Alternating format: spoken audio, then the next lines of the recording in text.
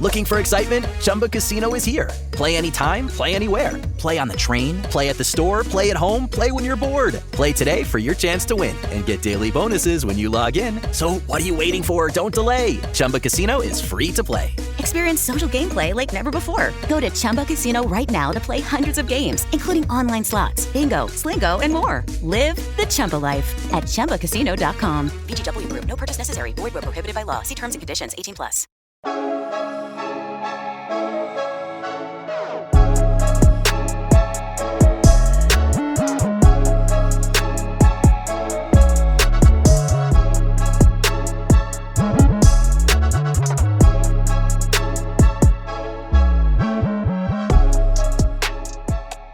Hi everyone, welcome back to the Social Media Derby. We've got a great episode this week. We obviously had the big top of the table clash between Man City and Arsenal. Ended in a draw 2-2 in very different fashion. You also had obviously Palace at home to Man United ending 0-0 as well. That one's probably not going to get much love and airtime on this episode.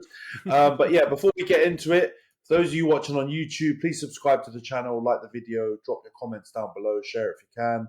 We obviously engage with people on there, and any kind of engagement helps us massively with the algorithm. So please, like I said, subscribe to the channel, like the video, drop your comments down below. For those listening on Spotify, Apple, or any of the podcasting platforms, please follow, give us a 5-star review. That obviously helps us on the audio platforms as well. Let's get into the episode. Johns, how you doing, mate? You all good? Back in the UK? Obviously saw the big game. How you feeling? Yeah, no, I'm doing all right. Very, very exciting weekend. I hate being the last game on a Sunday because it has the ability to just ruin your whole week, and it just ends the weekend in such a stressful way. So, I'll be honest with you. It was a weekend that went well, but that, from 4:30 onwards yesterday, it was stress, and I was very, very nervous, I will say, throughout that game. Yeah, it was a tense one. But yeah, we'll get into it then. Obviously, we've got to start with City Arsenal 2-2. It was a game of two halves, I'm not going to lie. First half, first half you could probably split into two halves as well and do it by quarters, because I think the first quarter of the match, Man City started like a house on fire. They were coming at you guys and pressing really high. And obviously then Gundogan has that chance on the volley, which he probably should do better. And then Haaland scores after some really great stuff by Savinho, who kind of spins away from Calafiori and then slides a through pass between Gabriel and Saliba for Haaland to tuck away. And I'm not going to lie, it was looking like Man City were, mean in business, and it was going to be a difficult game for you guys. And I actually think City scoring probably helped the game, and especially that first half kind of become a lot more open because you guys couldn't sit back and kind of do the S-Housery style tactics that maybe people were expecting you to do away at City. And yeah, man, you reacted beautifully. Got right back in the game. Obviously, I think he kind of changes a little bit on Rodri with that injury. I'm guessing that galvanizes you guys a little bit. Calafiori scores a beautiful goal, curled it into the side netting after a quick free kick. We'll get into that because there was a bit of controversy around that one. And then Gabriel scores his customary header from a corner. Great delivery. He absolutely sends Kyle Walker, who I think is at some point trying to tickle him. We talked about how Van Dijk was tickling our captain in that embarrassing defeat to Liverpool.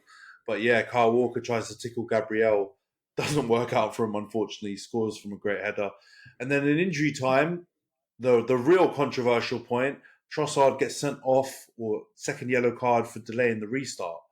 But yeah, we'll get into all of those talking points in a bit. But second half is basically attack versus defence. You're playing a 5-4/6-3 formation. No shame in the game, but we'll talk about that as well in a bit. City didn't really look like they were creating too many chances, to be honest, man. I'll be interested to get your opinion. But I'm a neutral. I would have felt quite comfortable in that until obviously the last minute. I think the quick corners played and a couple of your defenders don't get out to block the cross coming in. I think it's from Grealish. Kovacic gets a shot blocked, and then Stones is there to tap home the late equaliser. And yeah, ends 2-2. But first of all, Johns, let's get your opinion on the game. What did you make of it? Obviously, a game of two halves, and before we get into the big controversial points, yeah, what's your overall take on the game? I think it was a great game up until the sending off, and then I think from there it kind of changed into almost a war of attrition kind of thing. It was kind of a bit of a slog after that, and obviously all in one direction. But it's not like it created good football. I don't know anybody who likes to just watch one team basically stick 10 men on the goal line and another team just try and punch it past them. Like, it's not an enjoyable game to watch. So I think, yeah, up until, what was it, the 8th minute of what was supposed to be a 6-minute added time in the first half, up until then, it was a great game. It was pretty open. Both teams were kind of going at it. It was almost the opposite of what you'd expect from an Arsenal Man City game based off of the last few times that we've played each other. Really open, and I agree with you. I think their first goal really opened it up and kind of forced us to come out and do something. And I mean, they scored in like the 9th minute. So from that 9th minute goal until basically the sending off at the end of the first half stoppage time, the game was really open, and it was really exciting. And I think we held our own. Going 2-1 up, I have to say, is not what I expected after that first Erling Haaland goal goes in. So, like, I've got to applaud us for doing so well. But I mean, from there onwards, there's not really very much to say. We did what I'm going to argue pretty much any team would try to do with 10 men against bloody Man City at the Etihad. Usually, I think most teams would concede almost immediately when that happens. And then it doesn't really matter how they play from there, because then Man City go on and run away with the game. So for people to be kind of calling us out for parking the bus, it must be working, right? Like, you only say parking the bus if it's successful, like if you actually get away with something. And I think we actually were pretty much getting away with it up until that late goal at the end. So overall, great game up until the sending off. And then, then Michael Oliver decided to be the star of the show. Yeah, bloody hell. Michael Oliver, I was watching another content creators podcast earlier, and they listed out all the Michael Oliver and City incidents where he's tended to go in their direction. And boy, it's a bit fishy.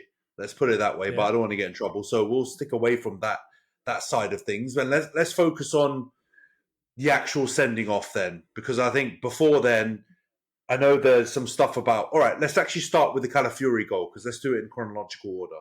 There's some people on the City side, and I know Kyle Walker and Pep came out afterwards talking about how it was an unfair situation because the referee called Kyle Walker over to have a conversation, and then Thomas Partey takes a quick free kick.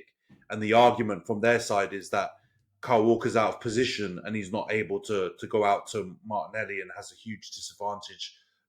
Not of their kind of making. What do you make of that? Do you think the goal was fair, or do you think Kyle Walker and Man City have a bit of an argument? I'm going to be honest with you. When I heard it first from Pep, I actually kind of understood a little bit, and I was really on their side. I did think, maybe it was harsh for Michael Oliver to call a player over and then let the other team essentially just take a really quick free kick after that. So I was really much very much on their side until I watched the replay. And I've watched the replay multiple times now, and he has at least 10 seconds between when he's dismissed by the referee and when the ball is taken by Thomas Partey to get back. And I think if you stop it, and there's a screenshot I just sent to you, Ant, obviously, of the exact moment that Thomas Partey strikes the ball, Kyle Walker is deeper than Gabriel Martinelli.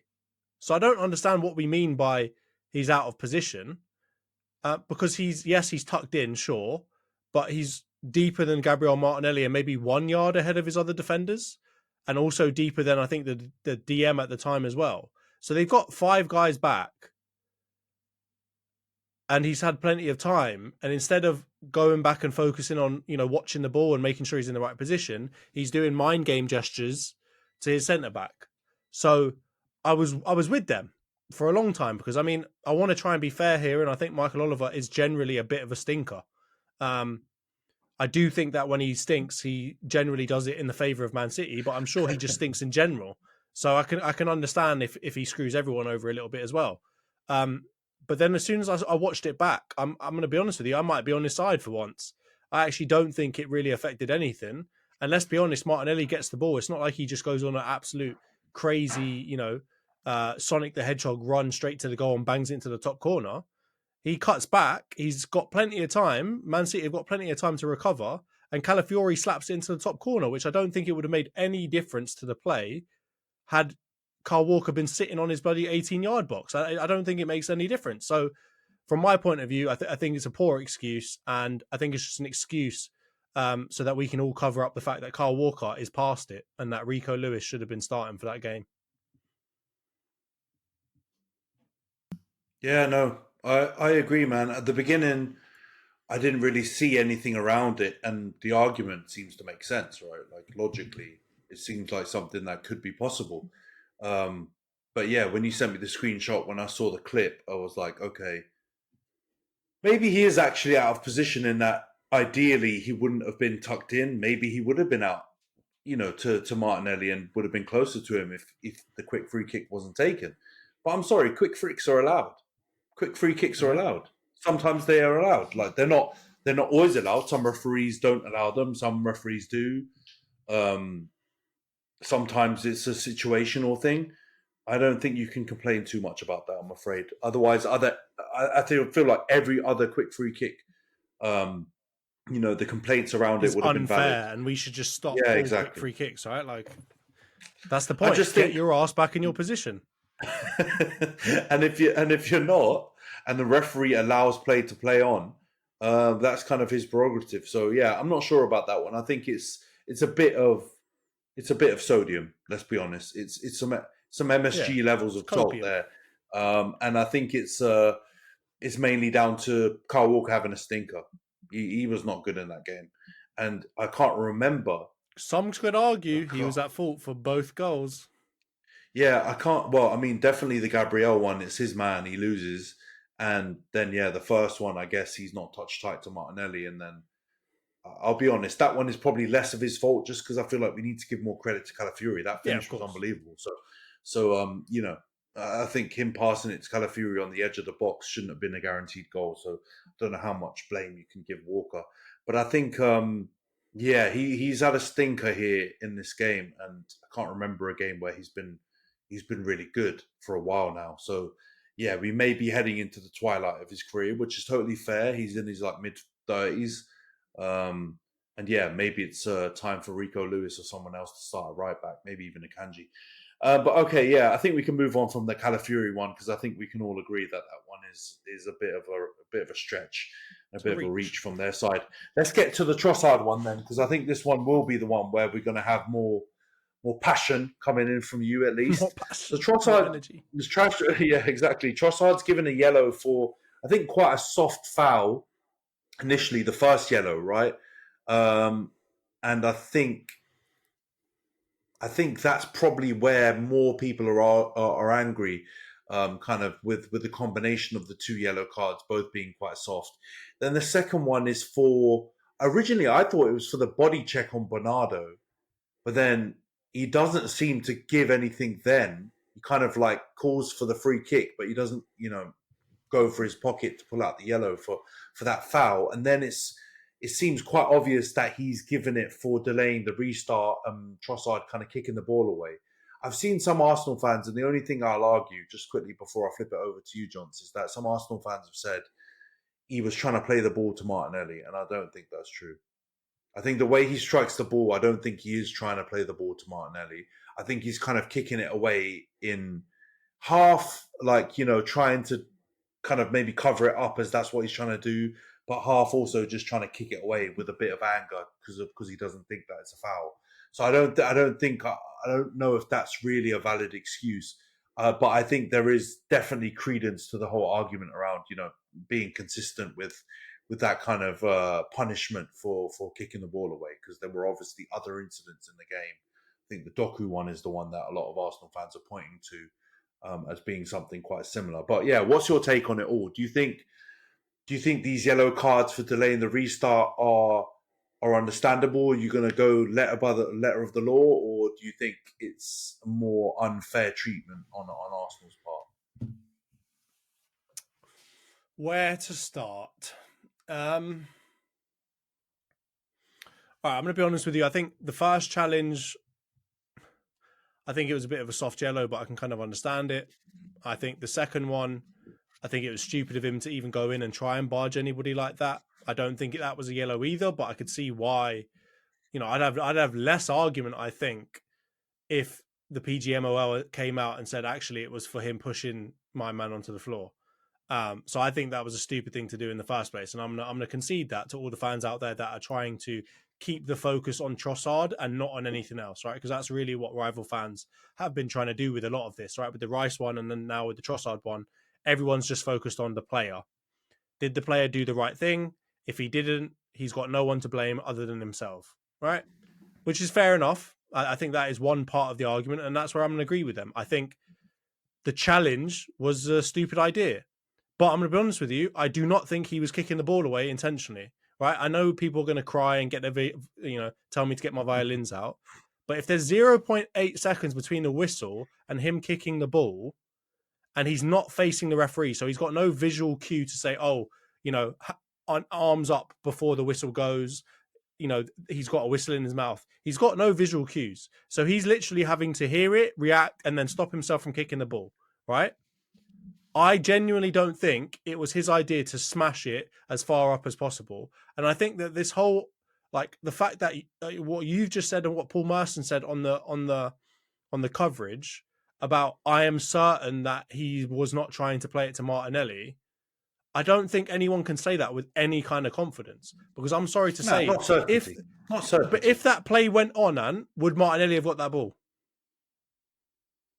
I mean, it didn't look like he was trying to play it to him from what I saw. No, but my argument is, if you watch where the ball goes and where Martinelli was getting that ball, right? So yeah, I mean, if we want to say that we don't believe that he kicked it over, that's totally fine. But the evidence is just as strong in favor of him actually doing that as it is outside of that. And I get your point. Maybe it looks technically like he wouldn't have done that, but there have been plenty of players who think balls over the top. And I don't want to look at technique because 0.8 seconds, right? He hears the whistle midway through kicking it. So if the whistle had not gone, maybe he would have kicked it in a different way. He would have traveled it or outside of the foot over the top for Martinelli to run onto. So I don't think that is a valid excuse for us to start not jumping to conclusions, but just drawing a conclusion that if he wasn't trying to play it to Martinelli, then the only other alternative is he was trying to kick it away. And I think that is a stupid argument to make, right? And before you interrupt me, I get you, right? I know I'll give you a chance to get back, right? But my point is, it's not as black and white as that. It's not he was trying to play the ball or he was trying to kick it away. There's somewhere in the middle. And I personally think it's somewhere in the middle. I think had the whistle not gone, the ball that he was trying to play would have been to Martinelli. But the fact that the ball did go made it look very much like he was just hammering it, to be honest with you, right? But if you look at the trajectory of where the ball went and where it ended up and where Martinelli was, he would have got onto that ball and it would have been a breakaway and we would have been basically one-on-one. Maybe not one-on-one with the keeper, but there would have been one defender back. So from my point of view, I don't think that is a good enough argument to make that he is kicking the ball away and that he should get a yellow card for it, especially given the fact that the player is still down on the floor. And the fact that had he not kicked it, they wouldn't have been able to take a quick one anyway. They would have had to go and grab the ball, bring it back to where the actual foul was, and then take it. So what time is being wasted? What advantage have they lost? It wasn't a breaking chance. We had 8, 9, 10 men behind the ball. What were they going to be able to do with that? And that's my whole point. These rules were created to say about advantages, right? Like, oh, you're stopping them from having momentum, or you're stopping them from doing something that would have allowed them to gain an advantage, and you've now gained an advantage from stopping them from doing that. I'm sorry to say, this implementation of this rule is not in good faith of why that rule was created. So I actually think if you were going to give him a yellow card for the push, I'd be fine with it. And I'd actually say totally fine. We'll move on. But the fact that it was given for kicking the ball away again, when we've seen so many instances of them not implementing that rule consistently for everyone, is disgusting. Arsenal are the actual, I think at this point in time, there's been maybe 3 or 4 cards or whatever else it was given for this. And 3 of them have gone to Arsenal. And 1 of them to the rest of the 20 teams or whatever it is. It's extremely unbalanced. And I don't care what anybody wants to say about whether we waste more time than anyone else. Do you genuinely think that Arsenal waste time at 50% of the entire league. Like, we take up 50% of all time being wasted in the league and all of those delayed restarts. There's no way that statistically makes any sense. So from my point of view, it absolutely stinks. When you look at Doku, when you look at Bernardo, those two just doing the exact thing that Trossard got a yellow card for, getting away with it. You look at Szoboszlai doing it last week with the same, funnily enough, the same referee. He did it last week, kicked it low cross into the middle of the box. No punishment. It's disgusting, right?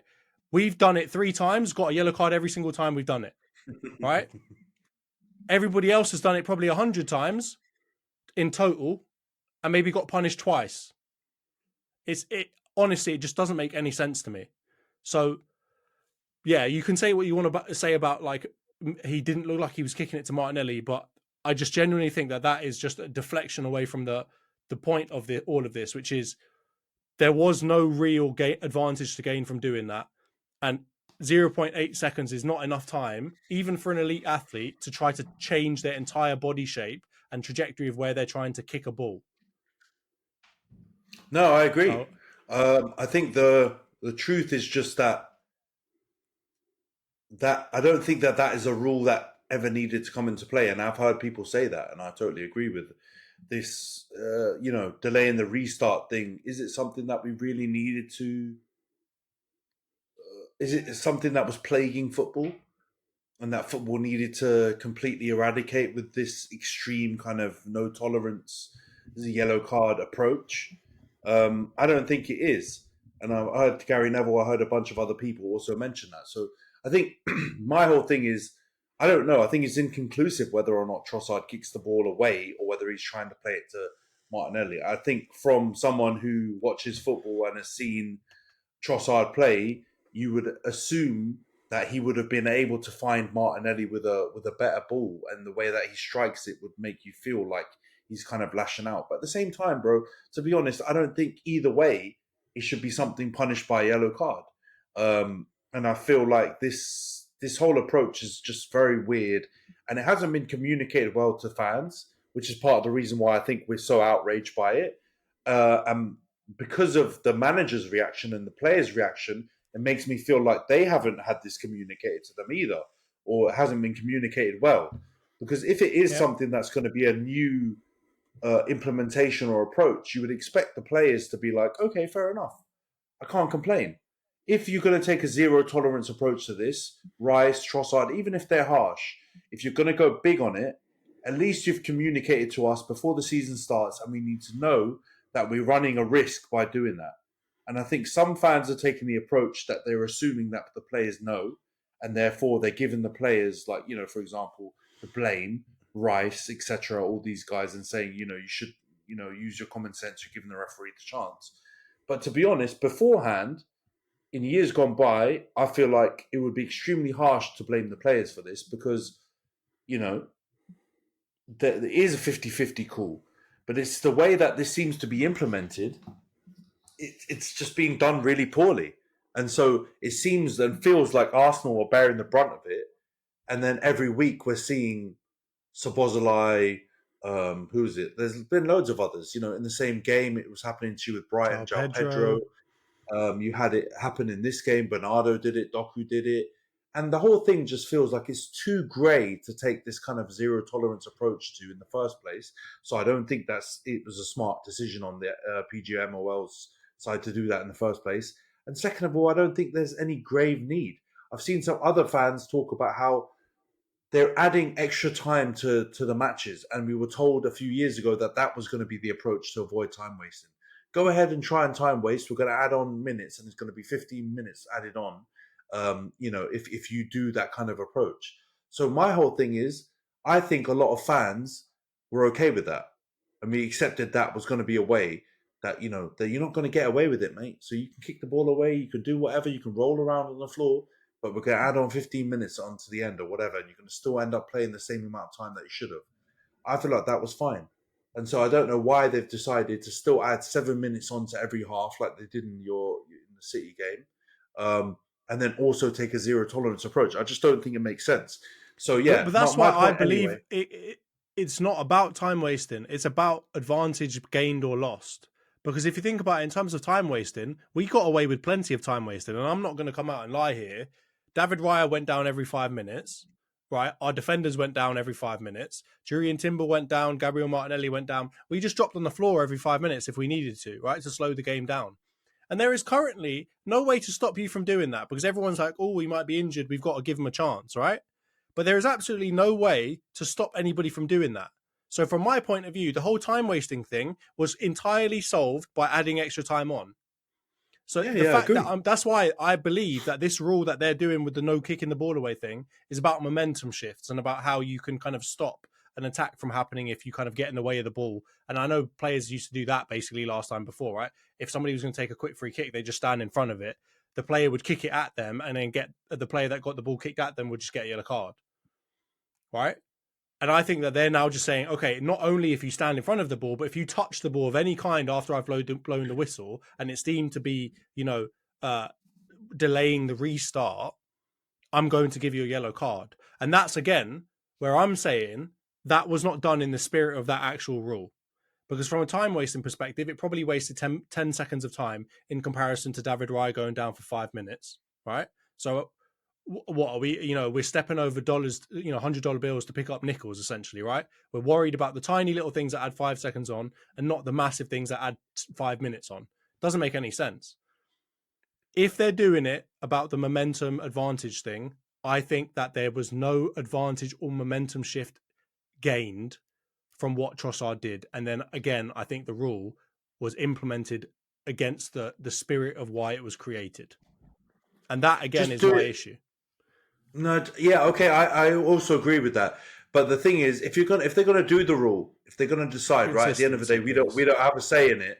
Just do it consistently, for God's sake. Yeah. At least, like we talked about with the Rice one, at least in the same game, referee the match the same way. And set the precedent.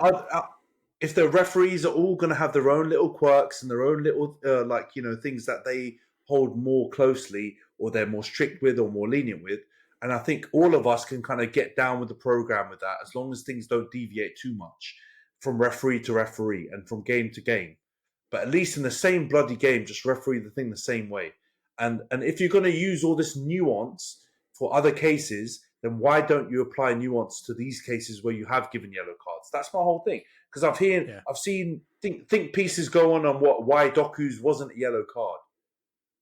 And I just can't. I don't think that stands up well stands up better to why Trossard shouldn't get a yellow card. I think they've both got their reasons why they shouldn't get a yellow card for things. Why is one being applied in a certain way and one being applied in a different way? It's just rubbish. And I think they're gonna have to tweak it. They're gonna have to.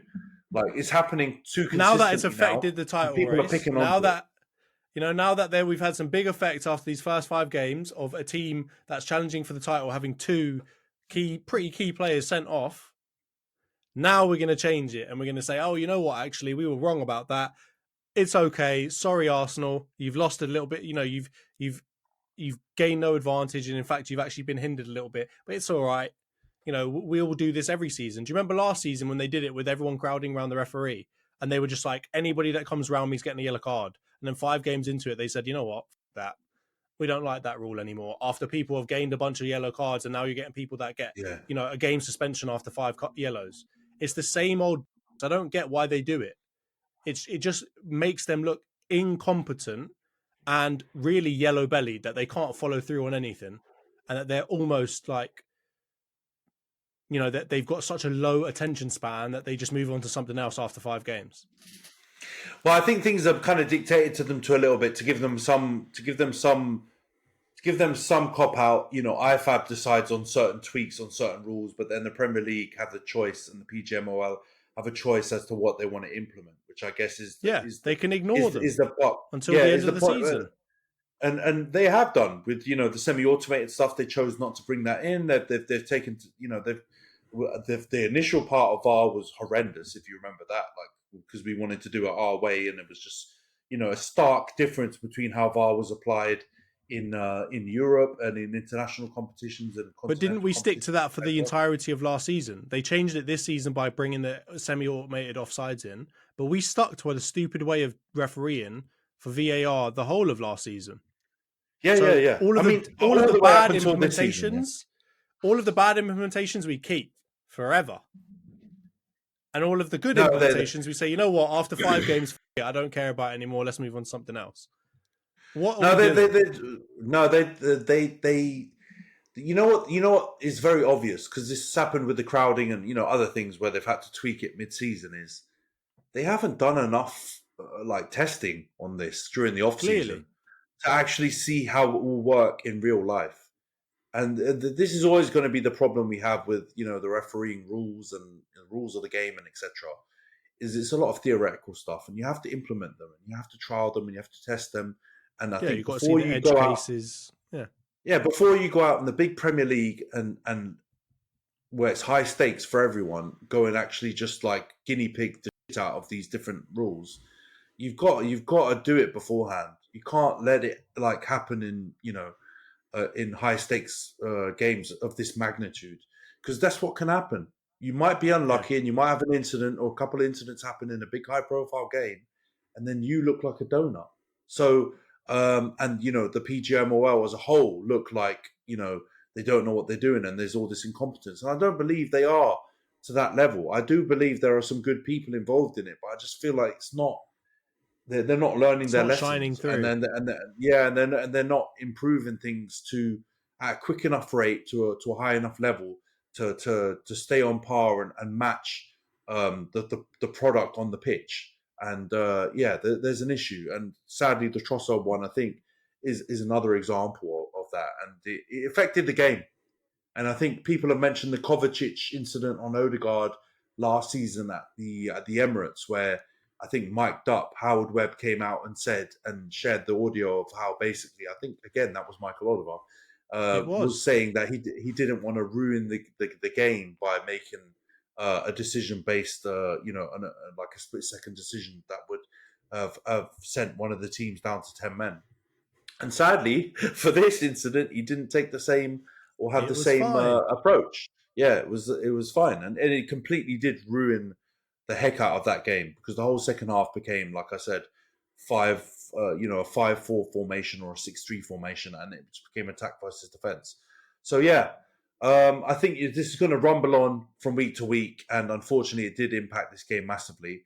And I think I can see where people are coming from on both sides, but I can understand how Arsenal fans feel severely aggrieved, because it's residual impact. It's happening too often now, and in short space of time, where these kind of incidents seem to be affecting you guys more than anyone else. Like you said, more than 50% of these yellow cards for these types of incidents have happened to Arsenal. So that doesn't seem fair in a league of 20 teams, right?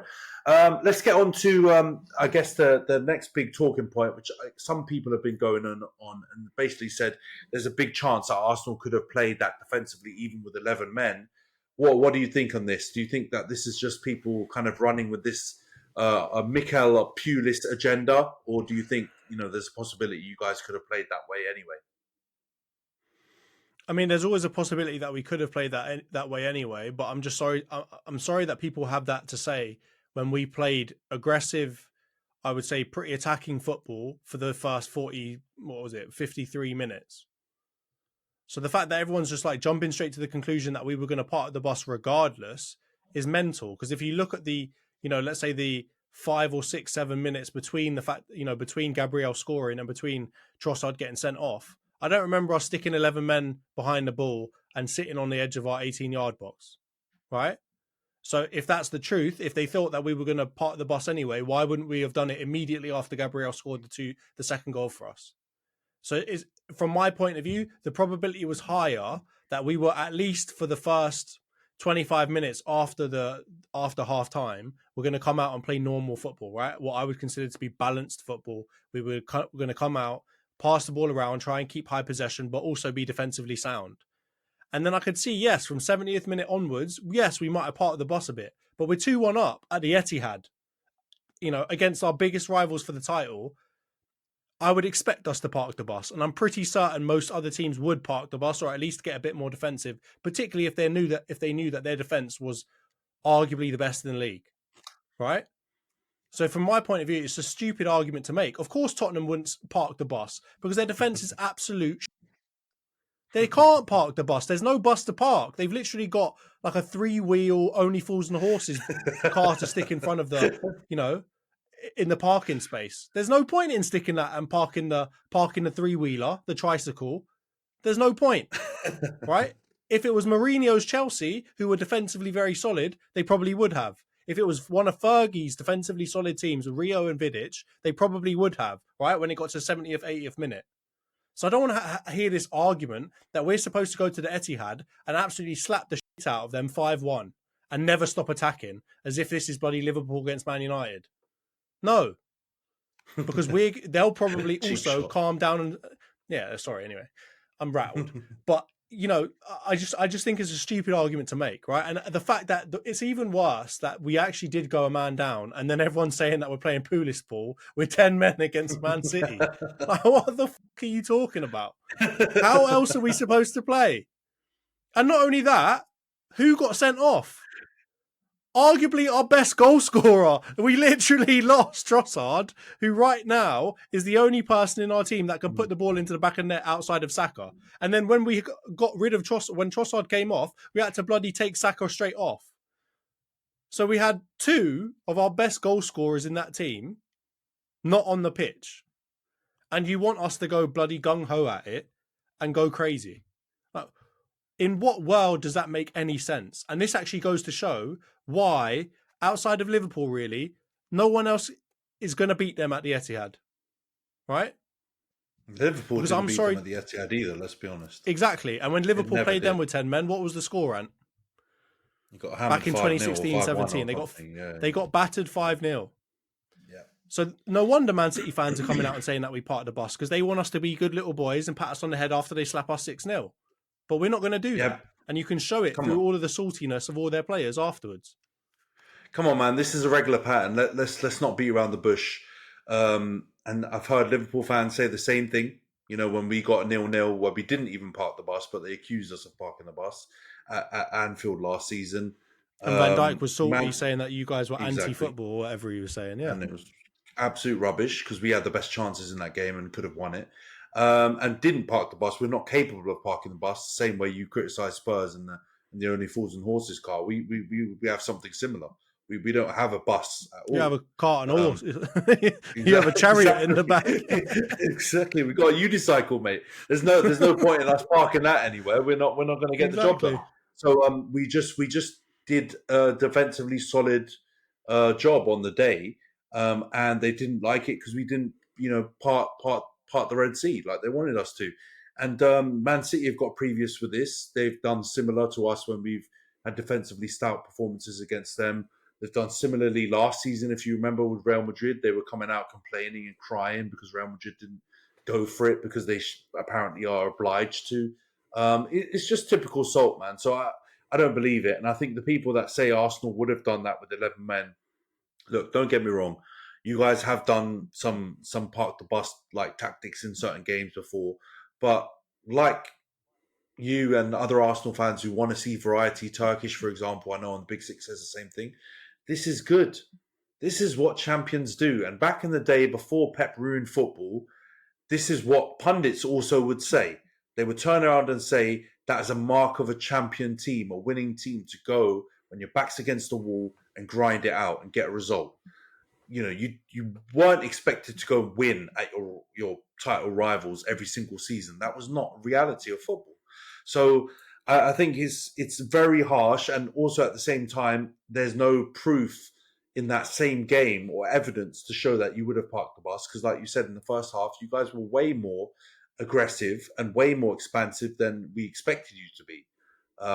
And it was paying off. It was paying dividends, right? You were 2-1 up and that sending off happened. So you know what? I think it's just some rival fans being a bit salty. And to be honest, it's a weird salt because I don't think you guys have anything to be ashamed about, even if you did park the bus with 11 men when you're 2-1 up away. Teams do that sometimes because you want to get the result. And so I don't understand it. It's being used against you guys when actually it's like a mark of respect. And it's a sign of your progression, the fact that you're able to be defensively strong enough to even do that. Because Kolasinac, who else was some of your disgraceful defenders at the time? What's his name? Mustafi. all of these useless centre backs that you used to have, you never could have parked the bus before.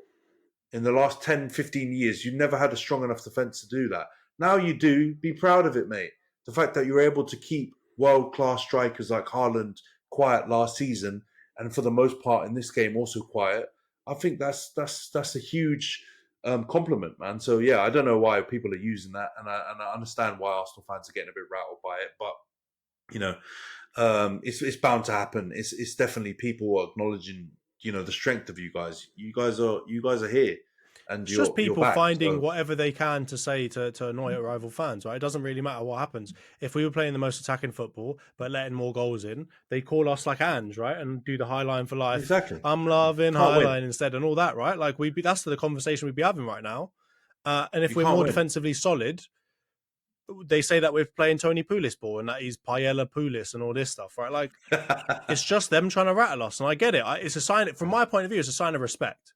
Because when you're in the mud, no one even has to say nothing about you, right? Like when Man United were in the mud at the beginning, we were mocking you, but now people don't really bother as much because it's not, you know, you don't need to put the knife in any further, right? He's already dead and all that, right? You don't need to touch them.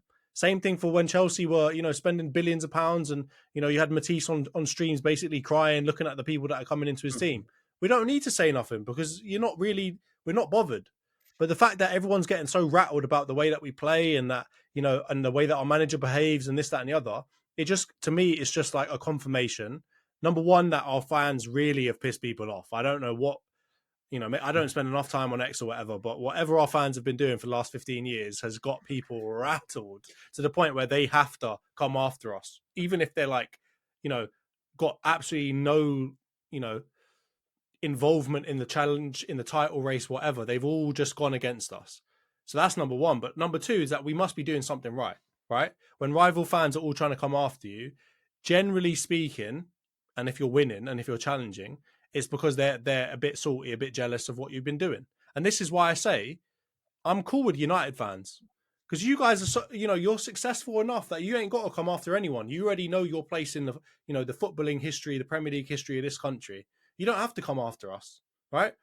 But when you hear Liverpool fans who, let's be honest, have been absolutely crap up until Klopp and have been the joke of the league, they're trying to pile on. Man City, who are still trying to legitimize what they've done, essentially, right? And try and look at the fact, you know, get everyone away from the fact that they basically bought the league and have, in the process, got 115 charges that they're now trying to fight, right?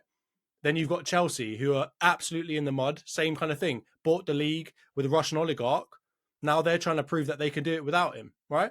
So I get it. All of these they have to try and legitimize their club's standing in history because of the way that they've earned things. They don't feel like they really deserve any of the credit that they're getting. And with Tottenham, it's just a joke because they've never won. You know, they barely ever win a trophy. You know, and what their trophy cabinet is literally been empty for the last 15 years or whatever it's been since their 2008 bloody Carabao Cup win or whatever the crap is that they were winning.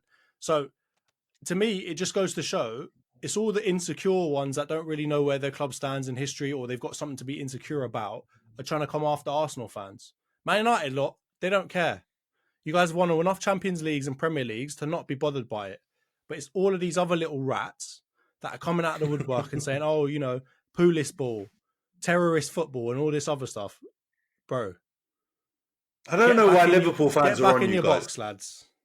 I don't know why Liverpool fans are on you guys, because really they're with us. You know, I know they've had struggle for 30 years, but they had such a good 80s and 70s and stuff like that they're with us. They don't have a reason really to come at you guys. They shouldn't anyway, because really United, got their Liverpool, nights and in Arsenal, Istanbul and all that, and United, Arsenal, and Liverpool are the traditional powerhouses of English football, right?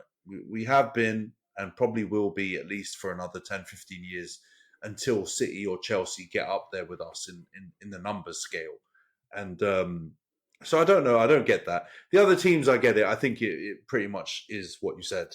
And it's just, you know, trying to deflect away and look for ways to try and negate some of the great work you guys are doing. I just think it's Arsenal are in such a good place. That game was such a positive for you, and even the last minute goal, the way they were celebrating it, I think it really shows how far you guys have come. It's been a great 3 years. All right, you need trophies. I'm not getting away from that. I do think some of the criticism about 100%. some of the fans going big too early, I understand, but go back to the Ole Gunnar Solskjaer quotes. Look at the league. The league tells you more than some trophies. I do believe it. As much as I've enjoyed Carabao and FA Cup wins in the last couple of years with Ten Hag, I need us to be doing better in the league. And I think when we do, it will be a better sign of our team progressing. So I think that's what it comes down to. And you guys have done that really well. So I think it's the content game. It's the rivalry game. It's what people feel like they have to do. And yeah, unfortunately, also there are some Arsenal fans, like there are some United fans that make content that have got under people's skin, and I don't know if they'll ever get out of people's skin. So therefore, I think United and Arsenal are the target of a lot of slander. It just, we kind of deserve it for how poor we've been. You guys don't really deserve it anymore because you're playing really well, but it's still lingering with you. So it's just one of them things, I think. Let's get on to the last thing before we go on to the United game. And that's obviously Bernardo's come out with some shots. Haaland obviously was caught on camera chatting a lot of grease to some of your youth players. Skelly, I think, caught a little bit of it. Gabriel was obviously scuffling with him. He was obviously shouting at Jesus at the end, telling him to F off. He told Arteta to be humble, stay humble, or something along them lines. There's a lot of trash talking, and this rivalry is starting to build on the pitch with the players. What do you think about that? Because I know there's some people that are ultra sensitive that are saying Bernardo and Haaland went too far with their comments. What do you make of it all? I don't think they went too far. I mean, I do think that they were both disrespectful, and I'm going to say that the most disrespectful action really was the way that Haaland spoke to Arteta. But at the same time, I remember other players beefing managers before, so I can't get too sad about it. And really, me and you had discussed this previously, right? That rivalry has to come from, in most cases, from the managers or players having beef, right? And from there, it spills over into other places, right? Whether it's Wenger and Fergie fighting, or if it's Vieira and Roy Keane, wherever the niggle starts, it spreads elsewhere, and it spreads into the fans pretty quickly. I think today or yesterday was the start of a proper rivalry between us. And when I say that, I mean a rivalry where we hate each other. And to me, it's actually, they are legitimizing our challenge. I think the way that Pep always tries to do it is he doesn't want to talk about it. He doesn't want to make it anything bigger than it is, because he's trying to keep it away from that. Like, he's trying to keep it very far away from, it's us against you. We're not going to bring any emotion into the game. And he's been really successful in that. And I think that's part of the reason why they love Liverpool so much, because Liverpool were good little boys. They didn't say anything bad. They didn't try and take it too far. They knew their place. They were submissive and let themselves be dominated, right? And that's totally fine. But that's clearly not how Arteta wants to be. I think he showed last year with the Disgracia. My man's willing to come out on the front foot. Even if it's going to get himself in trouble, he's going to come out and he's going to put people in their place. He's going to complain about the things he needs to complain about. He's going to try and kick the ball away from Kevin De Bruyne. He's going to do all these different things. And it's clear that he's going to use whatever tactic he can to get a win.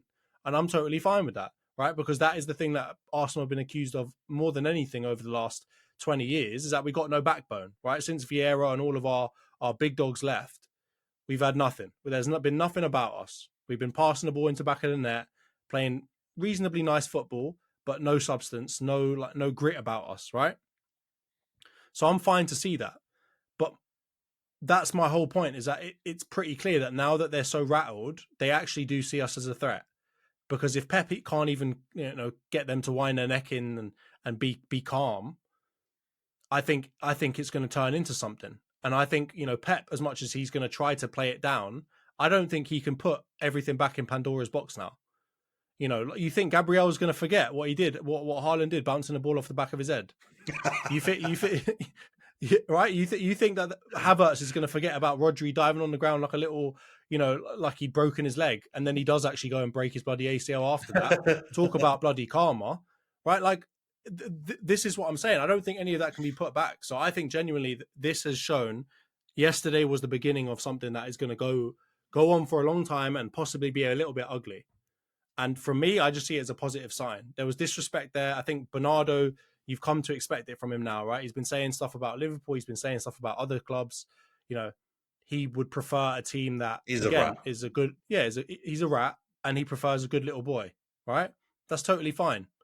He's lucky to still be in that team, to be fair. So let him say what he needs to say. But also don't forget that you lot started this because Rodri was the first one to come out last season after we played you at the Etihad and we apparently parked the bus. You was the first one to come out and say what we were doing was, again, like Virgil van Dijk, right? Salty egg yolk, telling us that we were anti-football and that, you know, you've got no respect for us and all this other stuff. So when you say that about us, what do you expect us to do? Again, you want us just to be Liverpool and say, oh, okay, it's fine. We'll be good little boys and we won't answer back. Nah. Right? You might have one of the greatest managers of all time. I don't give a shit. And neither do our players. Right? If you didn't have the financial doping, the alleged financial doping that you've been doing for the last 12 years, would you still be where you are? Because I remember you getting relegated. Right? Big Steve wants to talk about, have you ever done a treble? Have you ever done 4 in a row? Yeah. Have you ever been relegated, lad? Because you definitely have. Man's been in the Vanarama. Exactly. Head loss. Exactly. Head loss. You was playing in a Johnson's Paint Trophy. You was lucky to even get into the, getting into the third round of the FA Cup. You was having to do qualifiers. And you're trying to chat to us about any of that. No. Right? Give it 15 more years. Let's see if you can beat the 115 charges and then get back to me, lad. But I don't want to hear it, and I don't want to hear Arsenal fans complain about it either. The game is the game. This is what we wanted. We got them into an emotional battle. This is where we can get some emotion out of them and see if they can crack. See if they're all they're cracked up to be. Let's see if they can do it with under some real pressure, under some real shithousery. Let's see if they can do it. Yeah, I love it, man. I love all this. I love your reaction to it. I love the players' reaction to it. I want to try and get the managers, beefing each other as well, because that would just be the absolute icing on the cake if Arteta starts poking Pep in the eye and stuff like that. That's what I want to see. There's nothing I loved more than that Mourinho bloody Pep battle as well, because Mourinho just absolutely scuffed him for 4 years and made him go on a sabbatical. And this is the thing. Mourinho doesn't get credit for that. That was one of his greatest achievements ever. He's a giant killer. He forced Pep to lose all of his hair, go on a sabbatical, and he hit him for 100 points with Real Madrid. Honestly, Klopp gets all these plaudits because of his big gnashes and his fist pumps and his hugs and that. But Mourinho gets left out of that because Mourinho did that plus more when he was Real Madrid manager. I think that he doesn't get the credit for it. So if Arteta can start pulling Pep into it, that'll be the icing. Because the players are on each other already. The fans, you saw the big Steve, little Steve, tiny Turkish beef on Big Six. That was beautiful. It's all kicking off now. And I love it, man. This is Kevin Keegan. I love it. I'd love it. Type settings, because this is proper rivalry. And this is Mourinho calling Wenger a voyeur. Like, we're getting back to the prime era, boys. Let's go. Yes, I love it, man. It's beautiful. So yeah, this just makes me that game and all the fallout from it and everything. I can't wait for the reverse fixture at the Emirates when it comes around. I think it's in January or Feb. But bloody hell, I can't wait for it. It's going to be a humdinger, man. All right, let's move on. Let's move on to the Palace United game, 0-0. I doubt we'll spend 50 minutes on this game because it wasn't the greatest game. Although I will say, first half I thought we played really well, man. Like I was watching it at the nephew's 12-year-old birthday party with some family members crowded around a mobile phone watching it. And yeah, man, we played actually really good football, I would say. And I know there are people out there, I've watched other content creators talk about it already, same old United and all that kind of rubbish. It's not true, man. We played well. In that first half in particular, we absolutely peppered them. And if it wasn't for the crossbar a couple of times and Dean Henderson with a couple of good saves from Garnacho and De Ligt, we would have been 3 or 4-0 up. And we would have been good value for it because we had the best chances and the biggest chances. And it was pretty much only until the end of the first half where Eze had that cutback, which he spurned, where Crystal Palace actually started to come in the game. He basically just passed it to Onana, didn't he? I had to him in Onana, my FPL team, and I was thinking, what is my man doing?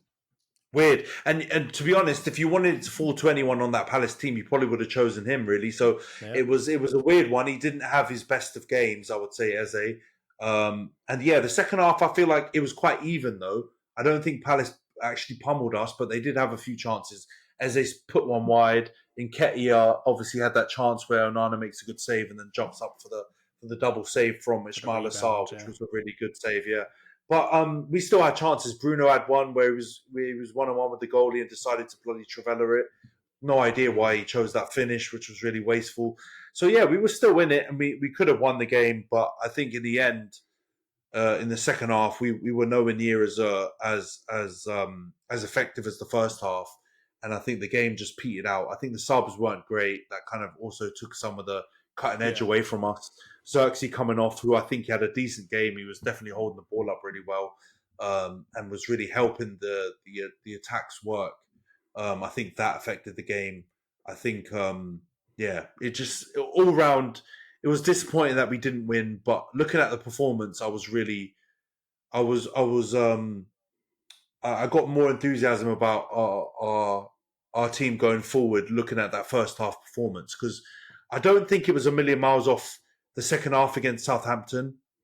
I don't think it was a million miles off the 7-0 against Barnsley in terms of the way we were playing. And Crystal Palace are a handy team. So the only disappointment is that we just didn't have our shooting boots. And, we should have won that game. But considering 4-0 against them last season, I'm not absolutely heartbroken that we didn't win. I still think the performance was decent and the result wasn't the worst thing. It does put a bit more pressure. Well. Yeah, exactly. We've got 3 clean sheets out of 5 in the Prem. I know that Liverpool hammering makes things look bad, but Brighton aside, we didn't concede a goal in any of other fixtures this season. So yeah, that's something to take. And that back line looked decent. I think Dalot and Mazraoui coming in and inverting, they both had really good games. I think Leacher, apart from an absolute nonsensical double foot challenge on Kamada, had a pretty good game as well. De Ligt was very good as well. I think he looked really stable, and he should have scored, but I think that was more of a Henderson save than a De Ligt miss, because I feel like Henderson did. That was a really good save from him, low down. So yeah, I think the defense was good, man. And Onana, I have to give him some credit. I don't rate him massively, but the double save was class. And the expectations are so low that for me, I was pleasantly surprised when he made that save. So yeah, overall, it's a difficult one to analyze, because I feel like we played really well, but we didn't get the win, and we need wins. So yeah, we've got Spurs and Villa next in the league, so it's put a little bit more pressure on those games, unfortunately. But yeah, what did you make of it, mate? No, I agree with everything you said, man. I'm not going to talk about it too much. I think in the first half you had good chances, and I'm going to be honest with you, I'm a bit disappointed in Crystal Palace. Under Glasner back end of last season, man. They were looking really good back end of last season, but so far this season they've looked really poor. And I don't know, maybe they're just trying to gel in some of their new players. Obviously, they got Nketiah in, which is good for them as well. He looked like he was pretty lively. But I was kind of disappointed with them. But that's not to take anything away from you guys. I think you made good chances. It really just, again, came down to, did you have your shooting boots on? Could you just get a bit lucky here and there to force a couple goals in? And unfortunately, you just weren't lucky on this occasion to be able to do so. But I do think, and I don't mean this as a slur at all, but like when Arsenal were in our down era, I'd take that. Right, like I genuinely think you need to take baby steps in this game, right? And a lot of Chelsea fans, Arsenal fans, Man United fans almost feel like they're owed results, and that Crystal Palace should just roll over and let you win. It's not like that anymore, man. Like the difference between a good team and a great team is not that big anymore, right? So for a team like Crystal Palace, it's a good result to go to Crystal Palace away and get a clean sheet when, let's be honest, everyone's been shouting about you guys being so shaky in the back, right? And I think, only nine shots in total conceded with only, how many on target? 4 or 5, I think. 4 or 5 on target, and people are complaining about you guys having 25 shots. You fixed that problem now, or you're fixing that problem now, which is good to see. And I think you've got to take that as progress. You do need to get better in the final third. You do need to be able to put chances away. But I think you've probably got at least a good enough attack to score. Like if Nicholas Jackson can get 2 goals and an assist, someone in your bloody team can score, right? I the thing is that if Nunes can Darwin can score as well, someone in your team can score. Yeah, it wasn't a good weekend for my hate alongs when you've got Nicholas Jackson and Darwin scoring. But no, I hear you, and normally I would come in and say, damn, our attack need to do better. But, coming off a week where we've scored 10 goals, it's hard for me to really come at them and say that, right? This game did feel a lot like one of those typical games that even in our up periods, good teams can occasionally not have their shooting boots on, or their opposition goalie can have a good game, or you can have some bad luck when you're hitting crossbars. And honestly, I did feel like that was the case. And it obviously it's hard to justify because we're in the mud and we haven't had too many other good performances this season so far. So it kind of looks more like the norm than the outlier. But if you watch the performance with with neutral eyes and not trying to look for an agenda that you're running, I actually think we played well, and it's not something that I'm massively worried about when it comes to this game. And yeah, I agree with you. I expect a bit more from Palace, but I want to give us more credit. I actually felt like that first half, they weren't really given a chance to do anything. We were on them, man, and we created a lot of opportunities. And so you saw more of the Palace that you probably expected in the second half. And even then, Eze puts that one shot, wide, and Onana makes, a really good double save, and we have chances at the other end. It was more even. And I feel like, you did see a glimpse when we dropped our level in the second half of Palace being a decent team. But yeah, overall, man, 0-0. I wouldn't say I'm happy with it, and I do feel like you have to keep your standards high, even if your team's not quite there. So I won't be happy with a draw at Palace, but I'm not devastated, right? I don't think it's a horrendous result, but I do believe you need to go there and win, and I do believe the performance actually did deserve a win, and so therefore I'm gonna focus on that and not focus on any kind of agendas. It just needs a balanced approach, right? Like it needs a balanced approach. I agree with you. You need to keep your standards high, but at the same time, you need to be able to take positives from the game, right? And I think if you look at the fixture last season versus this season, it's a big improvement. So that's at least one positive you can look at, right? But on the subject of shooting boots, I need to talk to you about something, mate. After Rashford scoring 2 against Barnsley and scoring, I think, 1 against, who was it that you beat? Southampton. Against Southampton. He's finally scored, and everyone was making jokes about it's been so long. And he drops him now. After everyone's been asking for him to be dropped previously, when he wasn't, when he hadn't scored, and now he gets dropped from the starting 11. What is going on, mate? Is it a form thing? Is it a fallout? What do you think's happened here? I can't really tell. I don't know about you, mate, but when I listen to Ten Hag speak, unless he's talking about Harry Potter, it's hard to decipher whether or not he's talking or not. Like, you know what I mean? Like, he's come out and said that there's nothing wrong and that it's just rotation, and that is believable because Rashford played against Barnsley the majority of the game. He played against, obviously, the full game against Southampton, and so he might be playing the full game against Twente in midweek as well. So I don't know. I mean, it makes complete sense that we would rotate a bit because this next 4 or 5 weeks before the next international break, we've all of us teams in Europe, you guys included, us, we're all going to have so many games coming out the arse. It makes sense to rotate, and he's probably rolled the dice on the Palace game because he probably doesn't want to rotate him for Tottenham or Villa. So I'm choosing to believe it's just rotation, and personally, I'm not mad at it. We've been calling for Garnacho and Ahmad to start games for a couple of weeks, and so I don't think it's as shocking as Garnacho deserving a shot. Like, he also scored 2 and got a couple of assists against Barnsley as well. He also scored a goal against Southampton. He also played really well off the bench pretty much in every game that he's played so far. So I don't think it's that shocking that he's come in. And I think Ahmad deserves to keep his place on the right wing as well. I think he's been one of our best players this season. So yeah, man, if our wingers were poo and Rashford had been playing amazing and we'd have done this, I would believe more into the whole kind of, there's been a rift or something. I just feel like the media is trying to media right now, mate. I'll be honest. When that match was on as well, the amount of times they were panning to Rashford's face on the bench, it was like they were looking for some sort of reaction. You know what I mean? That was like when the Raya Ramsdale thing went on. They literally had the camera on Ramsdale 24/7. So I feel you. Exactly. But it was Ramsdale watch. It was ridiculous. But I've got to then ask you, mate. So if he is going to start him against Twente and he started him against Barnsley, is there something in the belief that maybe Ten Hag is prioritising, the cup competitions and getting you a bit more silverware, or am I just reading into it too much? I mean that would make sense, but I don't know. Maybe as a United fan watching all of our games super closely, I've come to expect not that much rotation. So if you remember last season when we were in a bunch of competitions and the first Ten Hag season, he went super strong against rubbish teams, and we were all like, "Why the hell is he not rotating?"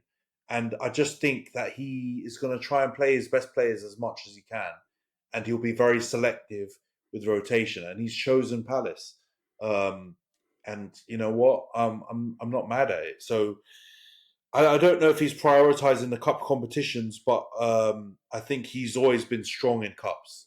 That's something that I think he's been fairly consistent with. And maybe that is the reason why he wants to try and win them and he sees them as more winnable.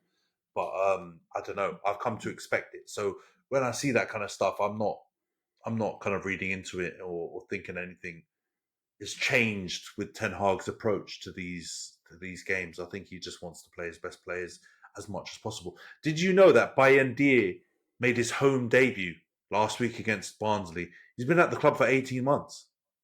That tells you how much rotation there is, right?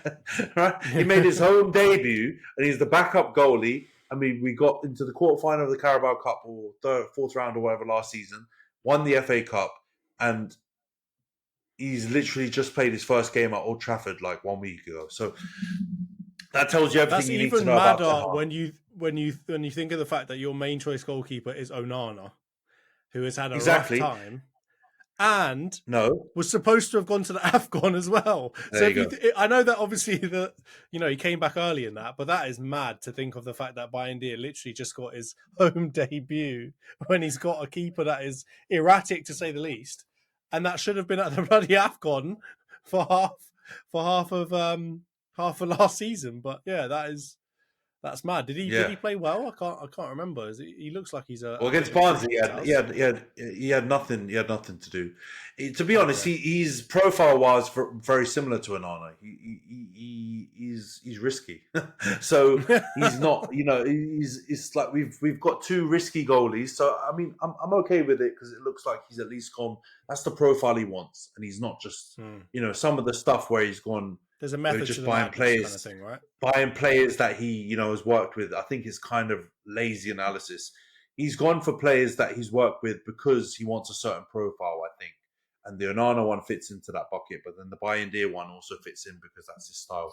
So anyway, back to the thing. I just think I'm not mad when Rashford gets rotated. If we start to hear rumblings about a rift, then I'll be upset about it. But if we don't hear anything and it is just presumed to be rotation, then you know what, bro, I'm happy about it. I want our players to be rotated, and I don't want any player to be above rotation. If you need to rotate Rashford, then rotate Rashford. If you need to rotate someone else, then it's all good. But at least he's done it when Rashford's playing well. And, it's not something that's going to kill his confidence. Yeah, you would hope so. I mean, they're still trying it because, it's United. They're always going to try it and get their little soundbite. But I'm okay with it, man. I think the media is just trying to media right now, and I'm not even going to give it any kind of room to breathe. And I think it actually could have ended up being the perfect timing because he did it before a very spicy game that's going to take up most of the media's attention for the next week or two. So it's actually pretty genius. I don't think he planned that out because obviously he dropped him before this even happened. But generally speaking, it's probably the best time to try and get away with something like that, where Man United would typically get hammered for that kind of choice made in maybe a less exciting weekend. So it could end up working out, okay for you in the end. And I think Rashford could get what is probably some much needed rest. Because, I mean, for a club that has a lot of injury problems, there could be a link with trying to play your best squad 11 as your best first 11 as frequently as possible. So maybe this is a nice way to try and keep some of your better players fit as well. No, 100%. I'm down with it, man. Let's hope we see more rotation, and that will be a sign that the team's performing well and going deep in cups as well. Because the more games we have, that's obviously a better sign that we're doing well. But yeah, anyway, United 0, Palace 0. We move. We're unfortunately in the bottom half, but I'm not going to dwell on that for banter purposes. Let's go on to the preview section then. So we've got a bunch of games, as we were talking about. This week is your Carabao Cup week and is our Europe week. So we'll start with Arsenal at home to Bolton. What are you expecting? Are you expecting a bunch of rotation? And do you have any aspirations for this, for the Carabao Cup and obviously to win this game? What's your general take on the Arsenal Bolton game? So it's a good question. I think to be a bit jokey, I think it's going to just be pure Sam Allardyce football from both sides. But I mean, in all seriousness, I do think we will rotate. I think we have to. We've had a really hard run of games recently, and I think we've pretty much been playing, our best players to death. I know obviously Saka got a nice early bath alongside a Trossard in the last game, but that was much needed. And as much as Saka's our best player, I was actually quite happy to see him come off and him be the one to come off in that game, because he really does need a break. And if we've now got Odegaard out for a prolonged period of time, the worst thing that could happen is for Saka to get injured as well. So it's good to see that, but I do think we will continue to rotate. I think we will probably see Nwaneri come in. I do think we'll probably see some of the other youngsters come in, possibly Miles. He could come in as well. I do imagine that we'd probably rotate a little bit and maybe get Sterling a game. I think Sterling could come in. I think you could see him start on the left-hand side and give Martinelli a bit of a break, because he was cramping up at the end of the game with City, and he was obviously doing an unbelievable defensive job, which I have to shout out. Everyone was jumping on Martinelli. He was class on Sunday, right? Like from perspective of doing an all-round job, he did exactly what he needed to do. He got himself back, I think, on the, on the good books, in the good books, I think, of the Arsenal fandom, because if you're not playing well and you're an attacking player, at least work hard, right? And that's been some of the criticism of like a Rashford in the past, right? Like if you're not playing well, at least try and work hard and play yourself out of bad form. And I've got to say that Martinelli is at least doing that. So I just want to give a shout out to him. I know people have been really harsh and really going really... I honestly think a little early on like completely condemning him. And I think it's mental given how good he was for us in 2023. Or I guess in 2022. But anyway, I think we'll rotate. I imagine, we'll play some... I reckon Calafiori could get another game as well. We might even end up playing like a Neto, because I did see David Raya was kind of limping as well on the way out of the changing room against City. So I imagine a lot of that. I'm going to say that we're still going to beat them though. I still think we have enough quality to beat a Bolton, and I'm going to go for a 2-0 win. And then when it comes to like what are our aspirations, I'll be honest with you. I know that there's a lot of pressure building up, and everyone's saying Arsenal have to win a trophy. They've got to get some sort of silverware. But I'm just going to play the devil's advocate here and say, if we were to get silverware and the only silverware we got was a Carabao Cup, everyone at the end of the season will be taking a piss out of us still. So I'm not going to listen too much to that. And I think Arteta's probably not going to listen too much to it either. And I think he's still going to prioritise what he sees to be his main goal, which I think is the Premier League. So with that in mind, and the fact that we've got Leicester, I guess, after that, and then, PSG straight away in the Champions League after that as well, I think he's probably going to play the weakest of the three sides in this game. And then against Leicester, you'll see a stronger side. And against PSG, you'll, of course, see a much stronger side too. So, yes, I think the Carabao Cup's important, but I don't think it's as important as the Premier League or the Champions League. Yeah, no, I think that makes sense. And yeah, I agree. I think you should rotate, and you will rotate.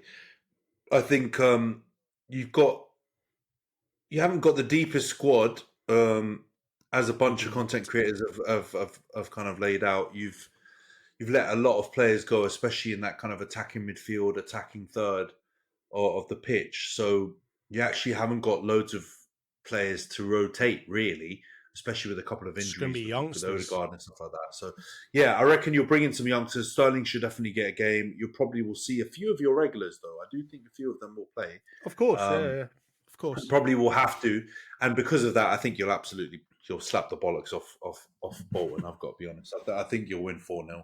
And I think it'll be a very routine win. and it'll be a nice confidence booster. And I do think your home form is something that will probably play a big part in you winning titles and win the league and stuff like that, because that is kind of not that you've been losing games at home, but you've had a tendency to draw a few games that you probably should win at home. So I think you're going to get a nice resounding win that will give you guys a nice bounce going into that home game against Leicester as well.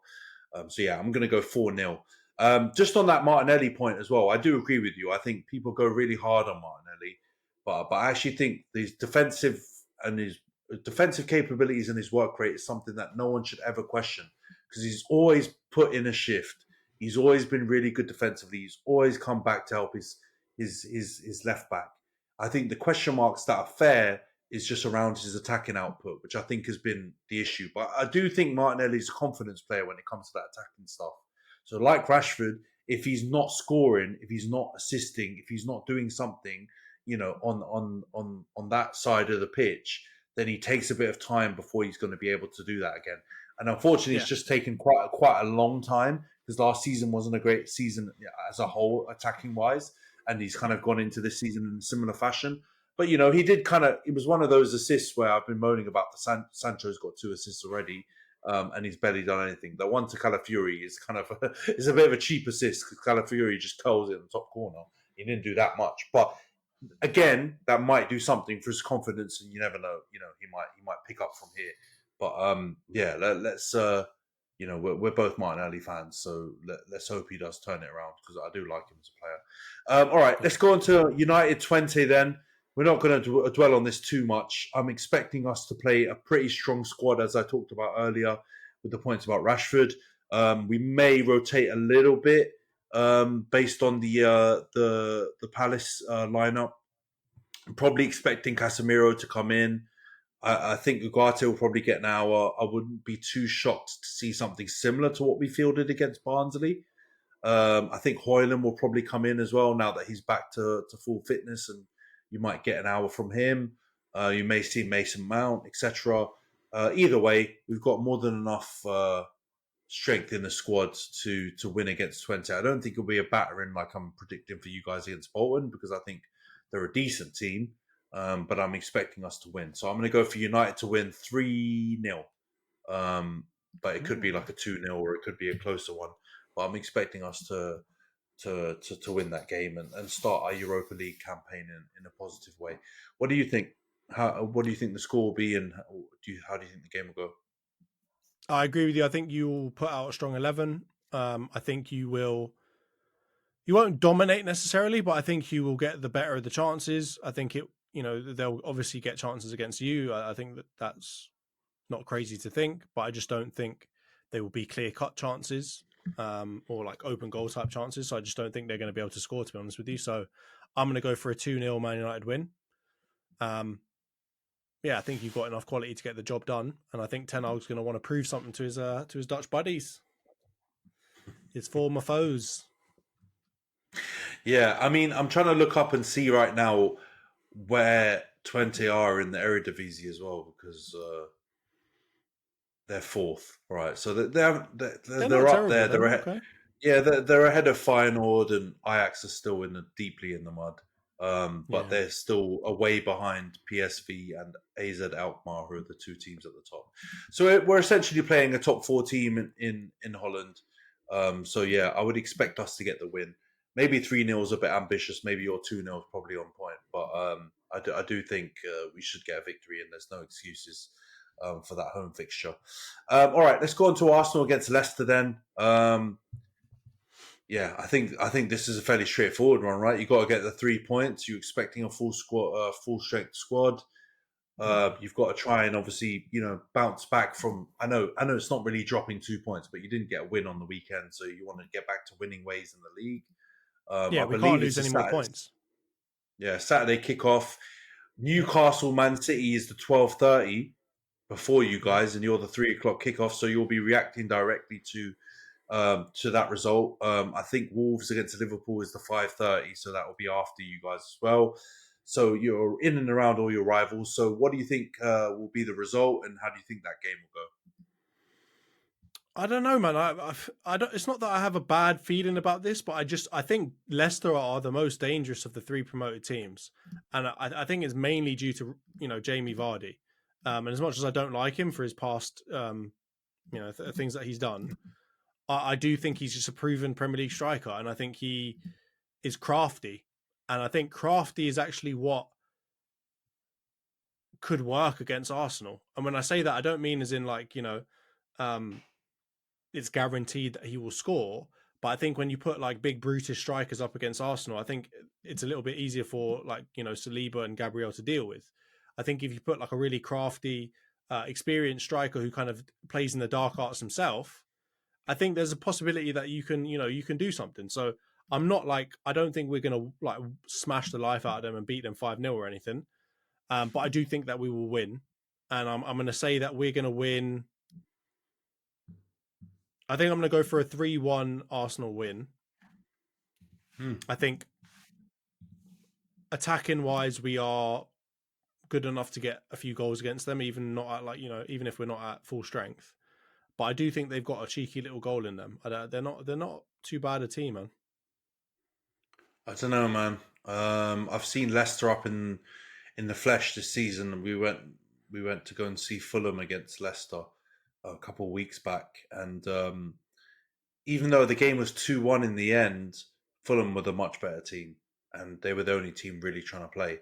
And so Leicester play kind of, it's weird because I really like Steve Cooper, and I do think Forest, before he was in the Premier League, did play actually pretty expansive football, but as soon as he got into the Premier League, they went really defensive. And he's kind of gone into another kind of firefighting job with Leicester, where I think it makes no sense for him to really go for it, and he kind of also has to do similar.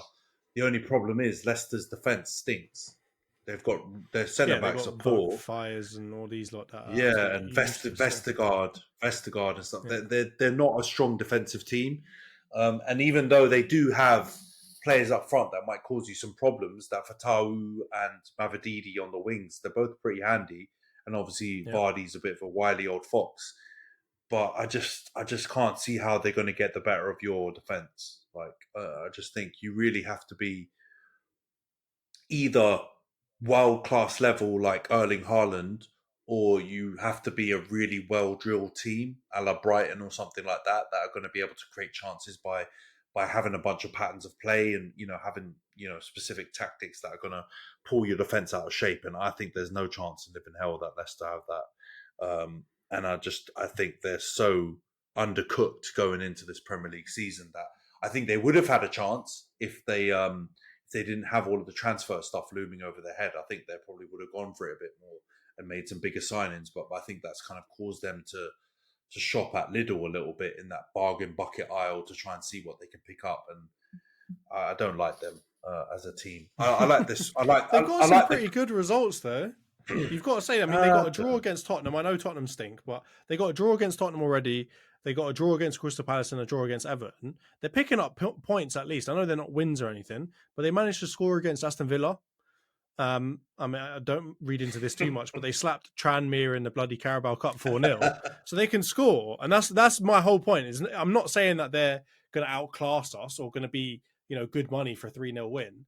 I'm just saying there's something about them that makes me believe that they have the ability to score, and I don't want to also overdo it with Arsenal, kind of over egg the pudding, as you might say, and say we're never going to concede, because last season we still conceded 20 plus 30 plus goals, and it's it's not always against only the good teams that we concede them. And I think there's a possibility that Leicester might surprise you a little bit, but I still think we'll beat them. Yeah, I mean, it's not impossible. Of course, it's not impossible, but I just can't see a world in which they score a goal. So I honestly, I think this is the worst matchup for them to go into. Leicester are going to absolutely try and low block Newcastle S-House the performance without any of the tools to do it, and so that's no offer Joe them Linton's in there. Yeah, they've got zero threat. They've got zero threat to your defense, and then their defense is absolutely S. So I think I don't think you're gonna hammer them, but I think it's just a 2-0. It's just an easy 2-0, 3-0. I don't think they're gonna score. That's what my long-winded way of getting to that result prediction. I think you guys are going to have a comfy 2-0. All right, let's go on to United Spurs. Wow. Previously, I've kind of not really minded and quite liked Spurs, but since we've been in the mud, since we've been in the mud and they've kind of, they've overstepped their mark and started to chat wass about all our players and start to, talk up all of their mediocre players. I've kind of really want to give them an absolute slapping now. So I'm hopeful that we're going to go into this game off obviously a win in midweek. I think Tottenham are also going to be in the Europa League in midweek as well. So it's the Europa League derby for us. Against Karabag. Can you believe it, mate? They're playing against Karabag. Hopefully they flop that one, but I doubt they will. But yeah, we're going to play against Tottenham. I think it's the 4:30 on Sunday, so we've swapped places. We'll be the last game of the week. You know what, man? I really want to win this game, and I desperately think we need to. I desperately think we need to as well. It's not only me wanting to. I think the Palace result has put us in a position where if we want to have a chance at this top four, or a respectful finish at all, we need to win this, because not only do we need the 3 points, but it's against taking 3 points off a rival who I think we're going to be competing with in and around that area. So I think we have to get a win. I think we owe them from last season where in that away fixture we should have been 3-0 up, and somehow it was 0-0 at half time, and in the second half we capitulated and they ended up winning the game. And then at home we again should have won. I think McTominay had a header on his head in front of the goal in the last second, and somehow he didn't score. He put it wide, and so we should have won that game. We deserved to win it, and we didn't. We managed to get a draw. So we owe them one after last season.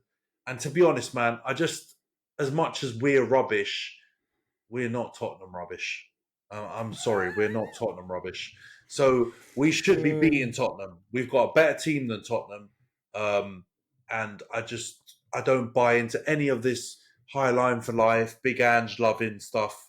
From the first moment, I've always thought people are just going too big on this. And this is football hipsters loving this attacking football without any kind of sense and logic. Because it was very obvious at some point people were going to work it out. They were going to get exposed. Results were going to get dodgy.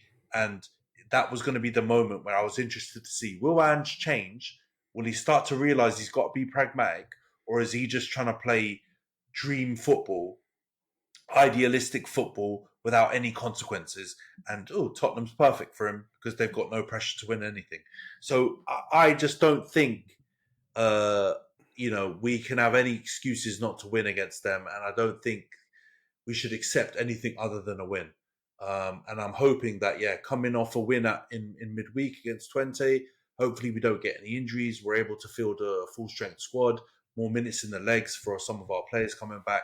I think we've got no excuse but to get a win. So I'm going to be positive. I'm going to be upbeat after the Palace performance, and I'm going to say we're going to win 3-1. But obviously, this is quite an even game in reality. But I just don't think there's any excuse for us to have anything other than a win in this. So I'm going to be positive, and I'm going to say that we're going to convert our chances and stick it on Spurs. I'm hopeful that we just learn a bit from you guys. Get some set pieces in there, give Vicario some elbows, try and unsettle Romero before they unsettle Martinez, and hopefully we can get a win. But I'm going to go 3-1. What do you think about this one? I'm really in two minds, because I'm looking at these results that you've played against them. There's a lot of 2-0s or 2-2s. Like every single one of your games for the last four results has been either 2-2 or 2-0. And even before that, it was 3-2 and then 3-0 and 3-1 and 6-1. Like these are really high scoring games. So it's pretty clear that the two of you have no defense and are just going to go gung ho. So I don't really know where to put you, because your defense has definitely improved. So I don't think you're going to be letting in 3 goals necessarily against Tottenham. I know that their attack is still pretty good, but I don't think they've improved off of those last, 4 fixtures that they played against you. They've got bloody Timo Werner in there, so they can't be better offensively. But I do still think you can be got at. And I do think, I mean, even against us, we're supposed to be one of the best defenses. And I think they had plenty, like they had a couple of good chances to score. Like they weren't clear, open goals or anything, but they were some decent chances. And I think against you, they might end up getting slightly better chances, which I've got to believe will put away. And they looked decent against, was it Brentford? Poor old Brentford scoring in the 22nd minute twice in a row and then bloody bottling it and losing. But yeah, they looked all right against seconds, Brentford. you mean? 22 seconds. They scored it at 20. Yeah, that was a great finish as well. That was a great finish of Wemmer. Yeah. So I've got to believe that they've still got a couple goals in them. You know what I mean? So I'm really conflicted about this one, but in the interests of go with your gut. Go with what you think it's going to be. No, I mean, because I would go for a draw, but I just don't see how this can be a draw. I don't think it's possible. So I'm going to go for a 2-1 United win. And and in the interest of Tottenham being Spursy, I hate them. So 2-1. But the thing is, man, just looking at that Palace game, and Palace don't play a low block. They're kind of like a mid to high line, and we got in behind them. So I'm just picturing at Old Trafford on a bigger pitch with their high line for life.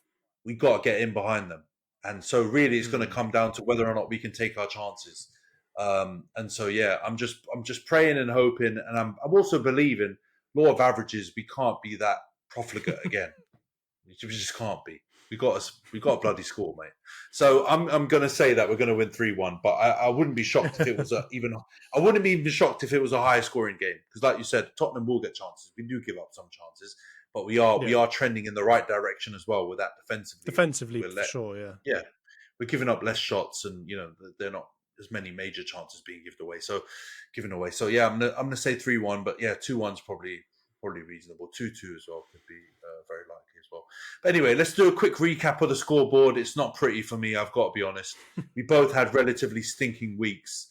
For three predictions, you only one correct result. So we got all the other results wrong.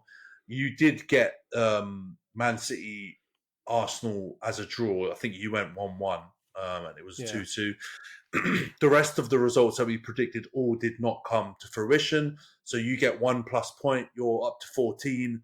I'm still lingering at 4. So it's looking pretty dire for me, I've got to be honest. You've overtaken me in FPL, and you've extended your lead in this prediction race. But we've got 4 fixtures to predict. So the remontada is looking unlikely, but it's not. We can't rule it out. It's going to have to be off of correct results this week as well, because we've gone for the same. Well, it's going to have to be off of score predictions this week, because we've gone for the same result in every single one. Yeah, exactly. Arsenal to win both, Man United to win both.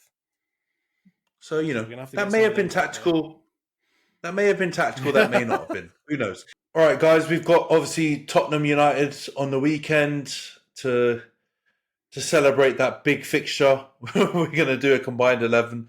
God, that reminds me how much we're in the mud that we're doing a combined 11 for Man United Tottenham, but we're going to do it anyway. We're going to do 4-4-3 Todd Bowley style, but we're going to do 4-3-3. We'll start with the goalie, John. Who have you got?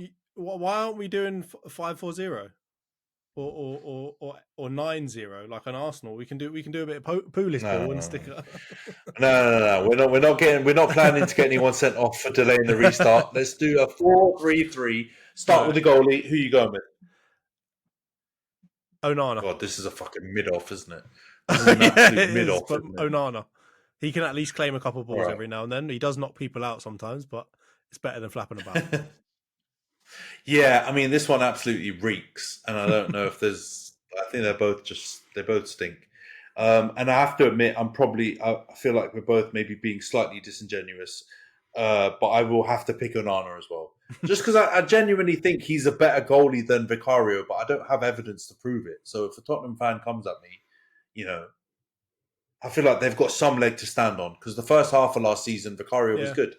The second half of last season, he dropped off as soon as people realised you could just throw the ball above him from a corner and he was going to shit bricks. So that's kind of continued into this season. And I watched an interview he did talking about it, and it was slightly concerning. If I was a Tottenham fan, I'd be slightly concerned because he wasn't taking much accountability for, Yeah, you're saying it's his everyone's job.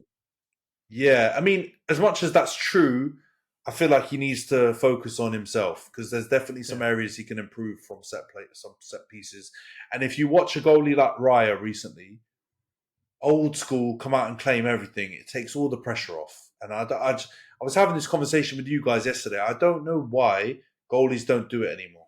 I have no idea why the art of coming out and claiming stuff and just taking everyone with the ball is not practiced anymore. And as much as we joke about the Onana thing where he, against Wolves, where he came out and took about 5 man out and got the ball, or missed the ball, sorry, I would prefer that than to, just come out and flap about. But yeah, goalies don't do it anymore, and neither do these two. So, all right, we've both gone Onana. That will rattle them up nicely. Let's go right back then. Who are you putting right back? So in this case, are we counting Mazraoui and Dalot as both your right backs, or just Mazraoui? I think you can technically count both of them because they're both right backs, right? Dalot's only playing left back because he has to. All right, well, I don't think it matters. I'm going Mazraoui. I think Porro is really good going forward, but Mazraoui is an actual defender. And I'm sorry, but you got to be Trent levels of good if you can't defend at all. Yeah, you know what? This feels unfair because I think Porro's obviously played in the league longer. And I do think he was one of the best right backs last season overall. But he's very lightweight, man.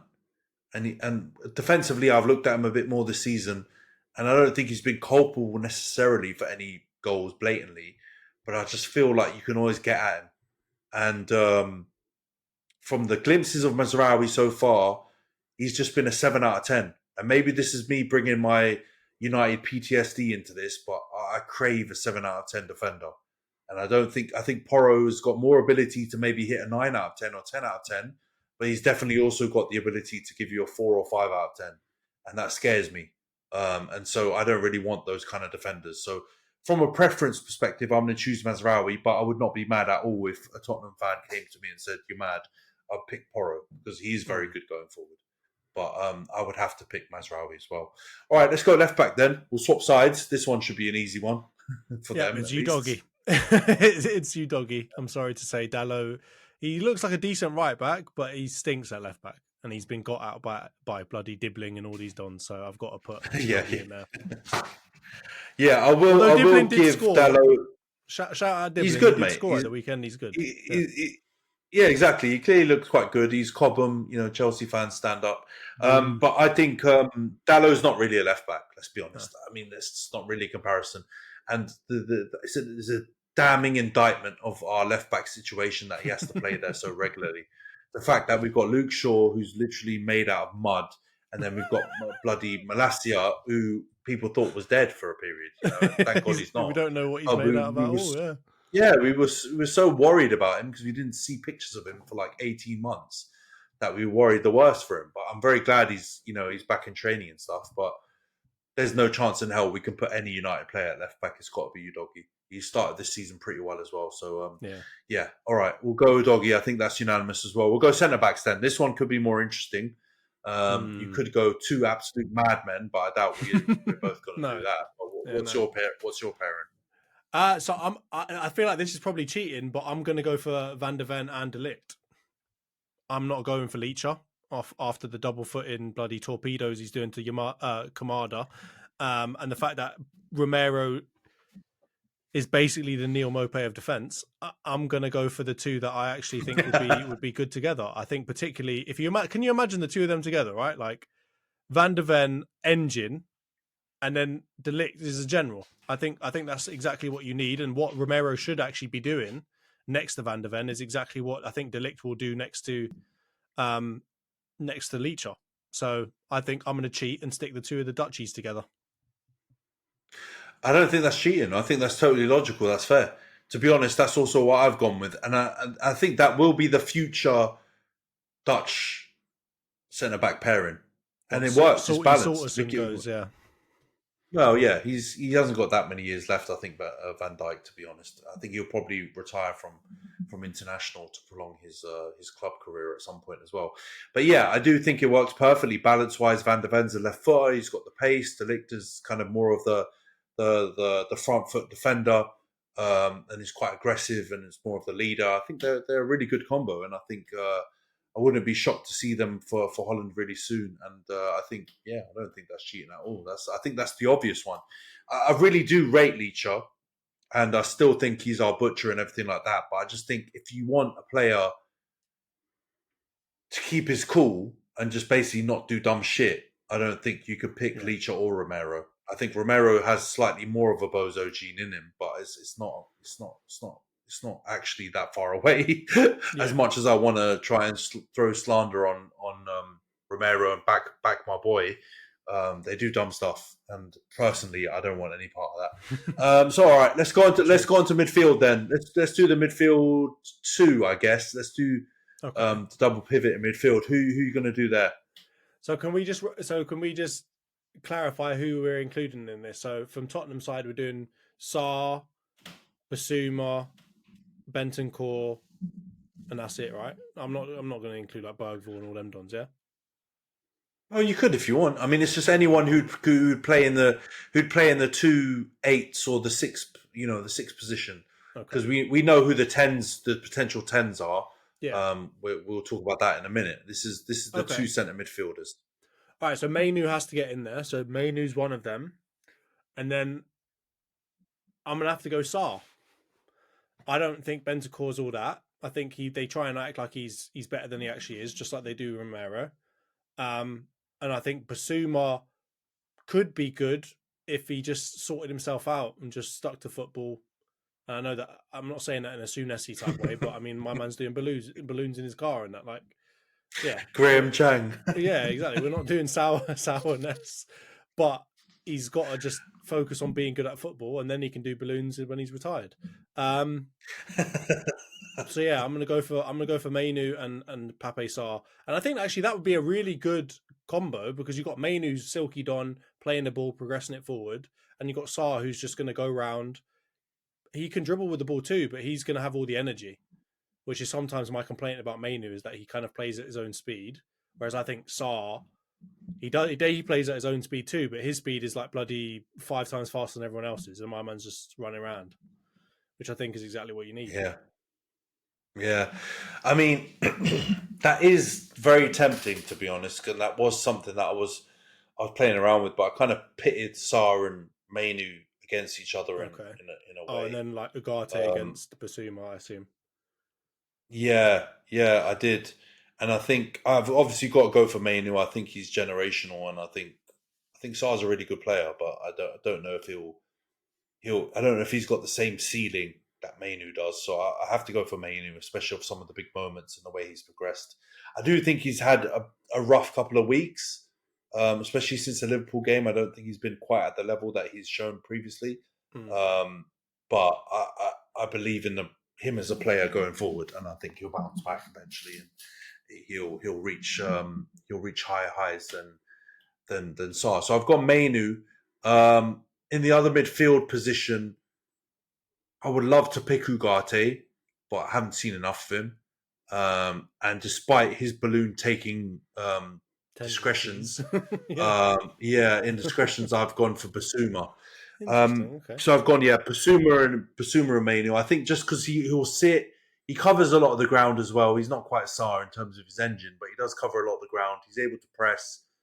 He can be more conservative if needs be, and I think he'll be a good complement to Mainu in midfield. So yeah, I've gone Yves, Basuma, and Mainu. All right, let's go the 10 then. This is probably what everyone's been waiting for. It's the Maddison Bruno head-to-head. Who you going with? Don't fucking let me down.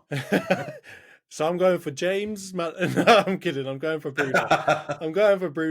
I don't think he had a good game against Crystal Palace though. I can't remember off the top of my head. I don't think he was very good. No, he wasn't good. He was poor. But I still think I see more in him from an output perspective, and again, substance.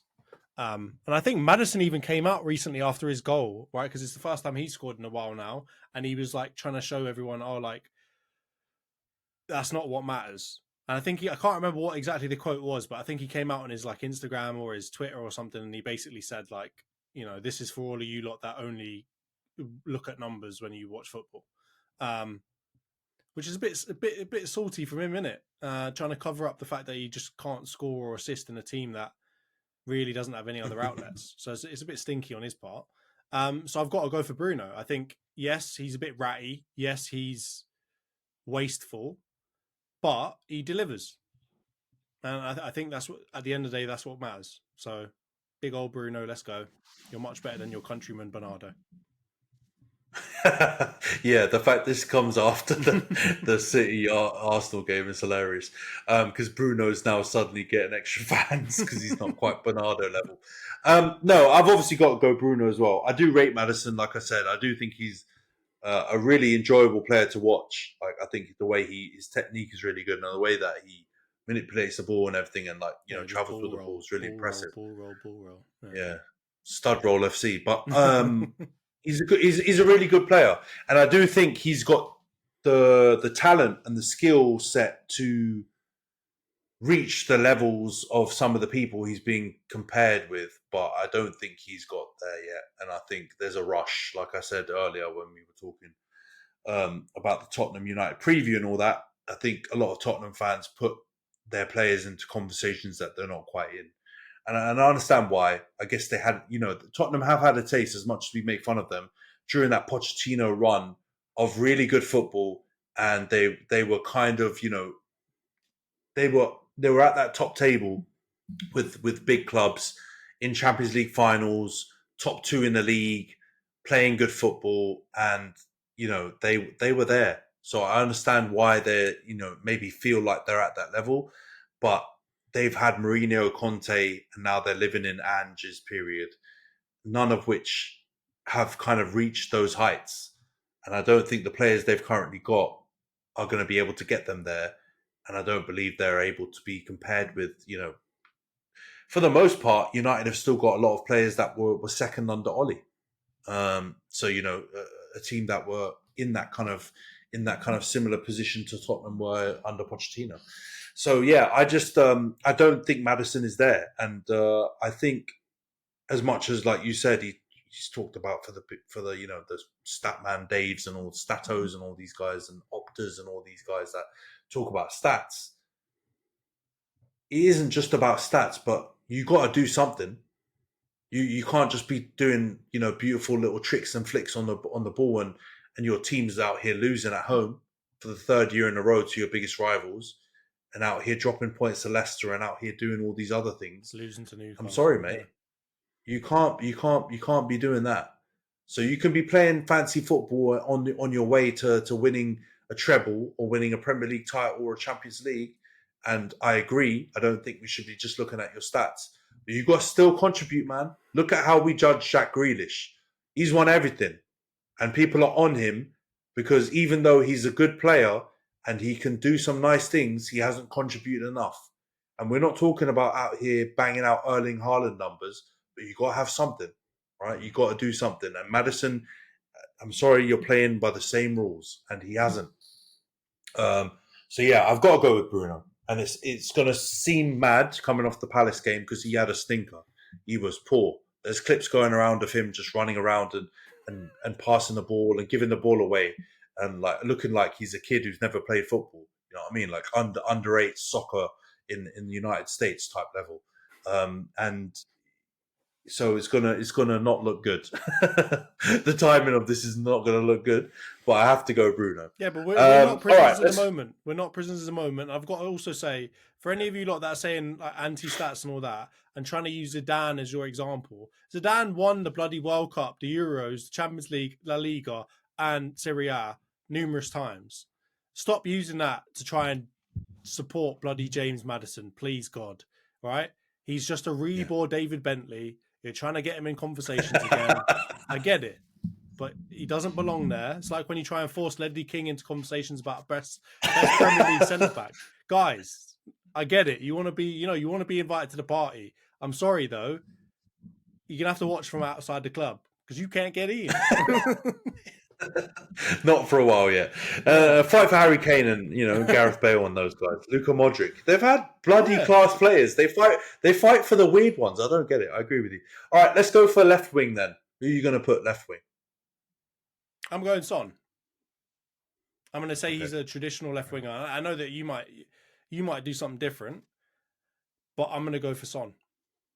I think he's traditionally a left winger. I know that he's probably transitioning more to be a striker these days, but you haven't seen that fully happen. And the fact that, Tottenham have bought Solanke, I think Son's going to have to be reserved. He's going to have to stay on the left wing. And I think his form's a bit iffy, but he's still good enough, in my opinion, to say that he's better than Rashford right now. And historically better than Garnacho. So I'm going to go Son. Yeah, I have gone different on this, but that's not because I'm dissing Son. I love me some Son. So I've gone Garnacho left wing. And I am maybe being a bit of a prisoner in the moment because obviously, he hasn't achieved as much as Son when Son was playing left wing, even as much as Rashford in the years gone by. But I'm just looking at how he's playing at the moment and where he's been in the last couple of seasons, and I feel like he's trending upwards. And I think sometimes you've got to hedge your bets early, and as much as a lot of, and I'm not saying he's going to be some Galactico or anything like that, but I do think he has the potential, and the way he's performing at the moment, the way he's improving, he's trending towards being one of the Premier League's top wingers, and he's not there or close to being there yet, but I think he's got that potential, and the way he's performing. If you compare him with other young players who've come in his position or on the wings either flank, he is reaching and following the same trend of the level improvement of those people. So yeah, I think Garnacho left wing. I don't think it's the obvious choice, but I'm sorry, Tottenham. If you take Son out of the equation, they ain't got no one. Their wingers stink. So there's no way a winger can get anywhere near this combined 11 from Tottenham unless you pick Son. And I've gone for a different tactic for my man. All right, let's go right wing then. Who are you going to pick right wing? Amad Diallo. I do want to say, though, what they're doing to Brennan Johnson's harsh. I know he's not as good as they expected him to be. I get that. But what they're doing is mad, right? Like, you've got Timo Werner on the other side. At least Brennan Johnson's trying. And I'll be honest with you, he's somewhat exciting. Like he's running at people. I know that his end product is not great, but he does get past people. He does create chances of some kind. He just can't put them away. I think with those kinds of players, if you nurture them correctly, teach them a bit here and there, kind of like a Raheem Sterling type of thing, they can turn into much better players. So what they're doing to my man is harsh, but I've got to say Amad is he's better. And that cutting that he does, I think he just contributes more to the team. I think the way that he plays is more difficult for a defender to try and play against. So I'm going to go for Amad. Yeah. Who are you going for? No, I'm going for Ahmed as well. Is again going to seem prisoner of the moment-ish because he hasn't played more than 20 Premier League games or whatever. But yeah, I think it's kind of a no-brainer just because of the lack of options from Tottenham's side. I think their right wing is particularly weak as well. I know Kulusevski has played there previously, but he's kind of almost now played more as a 10. Yeah, so I felt kind of it's not really a winger. It's not really fair to put him out the wing. Yeah. So it's kind of our weak point too. I'm not going to lie. That's why we were interested in Elise and stuff like that. But I think we've given Ahmad the chance, and I think that he's done pretty much as best as you could hope from someone who's been thrown in the deep end. I do think he should score a few more goals and maybe come up with a few more assists than he has so far. But that's literally asking for someone to follow the same kind of trajectory as like we've seen with Garnacho and like we've seen with some other young prospect wingers. And Ahmed, to be honest, has been thrown in there cold a little bit, and I almost feel like Ten Hag's probably hampered his development in some ways up until now. So, but what I have seen from him, it looks good. I like him a lot. I think he's a really good player, and I think he's got the potential to be, a really effective goal-scoring winger for us. So yeah, I think that one's kind of a bit of a no-brainer and kind of Ahmad by default because there's not too many options on that side. Let's go up top then. Who's going to be a striker? This one I think is the mid-off.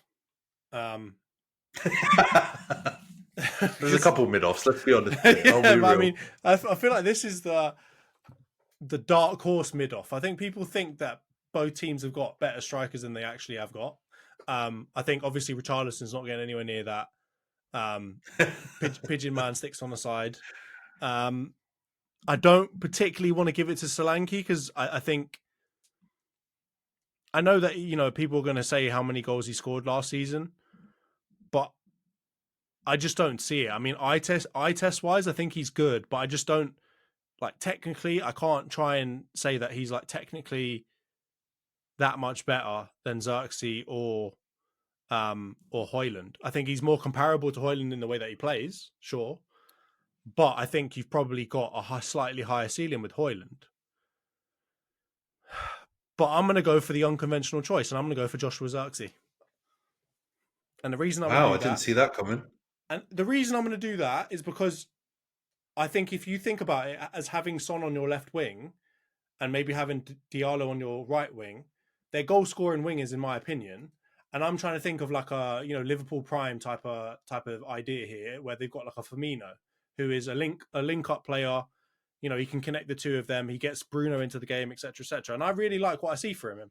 I know people are going to make fun of him and call him Squirtsy and all this other stuff, but I actually think he's got more potential to really affect you and make you a better team than I think Højlund or Solanke will make Tottenham a better team. Right? I honestly think Solanke's always going to be in Harry Kane's shadow, essentially. I think he's never going to be quite as good as that. So they're always going to become kind of like a shadow of their former self. And I don't think he offers as much as Kane could, right? He can't spray balls. He can't drop in deep, etc., etc. And I would probably argue with Højlund, yes, he can score if he's on fire and stuff like that. And if he gets into good form, he could probably be really dangerous. But I just think if you look at a normal game, any game that you're playing, I think Xerxes affects the game more. And I'm going to put that down to old Havertz. He's taught me the benefits of not, not only scoring. It's not only about goals. You know what I mean? Sometimes you've got to do some of the foreplay as well. You got to do the foreplay as well, lads. So I'm going Squirtsy. Squirtsy in the 9. Let's go, baby. When you tick that bit on YouTube and it asks you, is it for kids or not? That's a no. That's a no for this one. Yeah, no, I didn't see that coming. I've gone for Son. I've done a techie one, and I've tried to fit him in there because there's no one on that either of these teams who finishes better than Son. And I think the reality is his days on the left wing are numbered, and he's never really been a touchline winger anyway, to be honest. He's always been someone who's been more of a goal-scoring winger, even when he was in his prime. And kind of played a lot of the way that, Mane, Salah, it was very much with Kane kind of working with him to try and get the best out of him. And Kane was just so good that he would still be able to score a bunch of goals, kind of sacrificing for Son. And so I think it's just a natural progression for him to go, just like his kind of similar, we all make the joke, Ronaldo, just like Ronaldo, he needs to transition to that becoming that goal-scoring striker and cold-blooded finisher, and I think he's got it in him. So I'm going to go Son up front, and I think it does just also. It's also because Xerxes, Højlund, Solanke, I think they're all good players, man. But I don't think any of them are an outstanding candidate that are able to distract me away from Son. Son is and has been legitimately a world-class player. Is a Premier League. Going to be a Premier League great when he retires or leaves the league. And I still think he's effective enough in front of goal that I can't not pick him in this team. I get where you're coming from with Xerxes, but I also feel like Xerxes and Bruno, I think the jury's still out a little bit on that combination. I think the Firmino type setup with a deep lying forward works when you've got quite a defensive midfield because he almost drifts into that attacking midfielder space and then you've got your attacking forwards to go in behind. And he kind of works. And sometimes I feel like Bruno and Xerxes almost kind of step on each other's toes because they're both. Don't you kind of feel like Bruno gets too far forward? Because I know that Bruno's a 10, but I don't think he's the type of 10 that is like a an Odegaard or a Foden where they actually need to get high up the pitch and dribble with the ball and play those kind of right angle passes. I actually prefer Bruno where he's ahead of Mainu and in your case Basuma, and in my case Sarr, but he's not like bombing straight forward, because I actually like him kind of in that Trent-esque thing where he picks the ball up in a little bit of space and is able to spray it over the top. And that's kind of where I'm picturing him, because I agree with you. I don't think he works as like too far progressed forward, in my opinion. I actually like him better as kind of a spraying balls over the top. I think that's where he really shines, and then kind of coming onto the like arriving in the box late. I like him in that position. I don't like him in like the dribbling 10 kind of role. I'm not a big fan of that. No, I don't think that's ever been his game really, but I do think in early part of his career at United, especially, he was very much in that 10, and he was dictating from the 10, and he was still playing balls over the top, and he's never been like a through ball merchant on the ground. He plays a lot of balls over the top and from the sides and stuff like that, but he's definitely taken up the 10 role. But I think because we had those issues with striker, he's also become really effective actually going beyond as a false 9. So I do think actually the way it will work with him is, like you said, he's either got to drop deep and start dictating from deep, which I think he's totally capable of doing. And it plays into the whole kind of Hail Mary Bruno ball kind of agenda and narrative that there is. Or he has to run beyond Xerxes, which I think he's also totally capable of doing if Xerxes drops deep. But I do think at the moment they haven't quite worked it out. So they sometimes kind of step on each other's toes, and they haven't quite got each other's games yet. But I do think it's possible it can work. But I think the jury still is out because we haven't seen the proof yet. But True. I would prefer, with someone like Son over the top, receiving those balls over the top from Bruno. I think that could be a lethal combo. But yeah, I've gone Son up top. Let's do a quick recap of our teams then. So my team, I've gone Onana in goal, Mazraoui right back, Udogie left back, centre-back pairing of De Ligt and Van der Ven.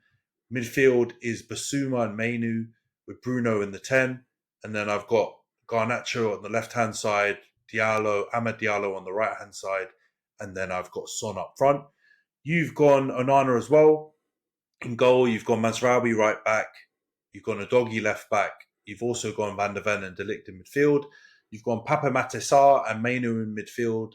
Defence, for Van der Ven and De Ligt. And then you've gone Pape Matar Sarr and Mainu in midfield. You've got Bruno in the 10. Son at left wing. Amad at right wing. And then you've gone Xerxes up top. So yeah, they're pretty close, to be honest. Not too many differences in that team. And it's still also really even if you look at them. That shows that both teams are pretty evenly matched. But yeah, that's our combined 11. All right, let's wrap it up. This has been a long ep. It's an hour and a half. Yeah. Let's wrap it up, B. All right, so thanks a lot, John. This is a great ep. Obviously, there's going to be some clips bounding around because of your couple of rants on the City stuff, which I'm sure we will benefit from. So yeah, thanks for the ep, mate, and it's been a great combo. We'll see you all next week. Take care. Cheers, Ant. Cheers, everyone.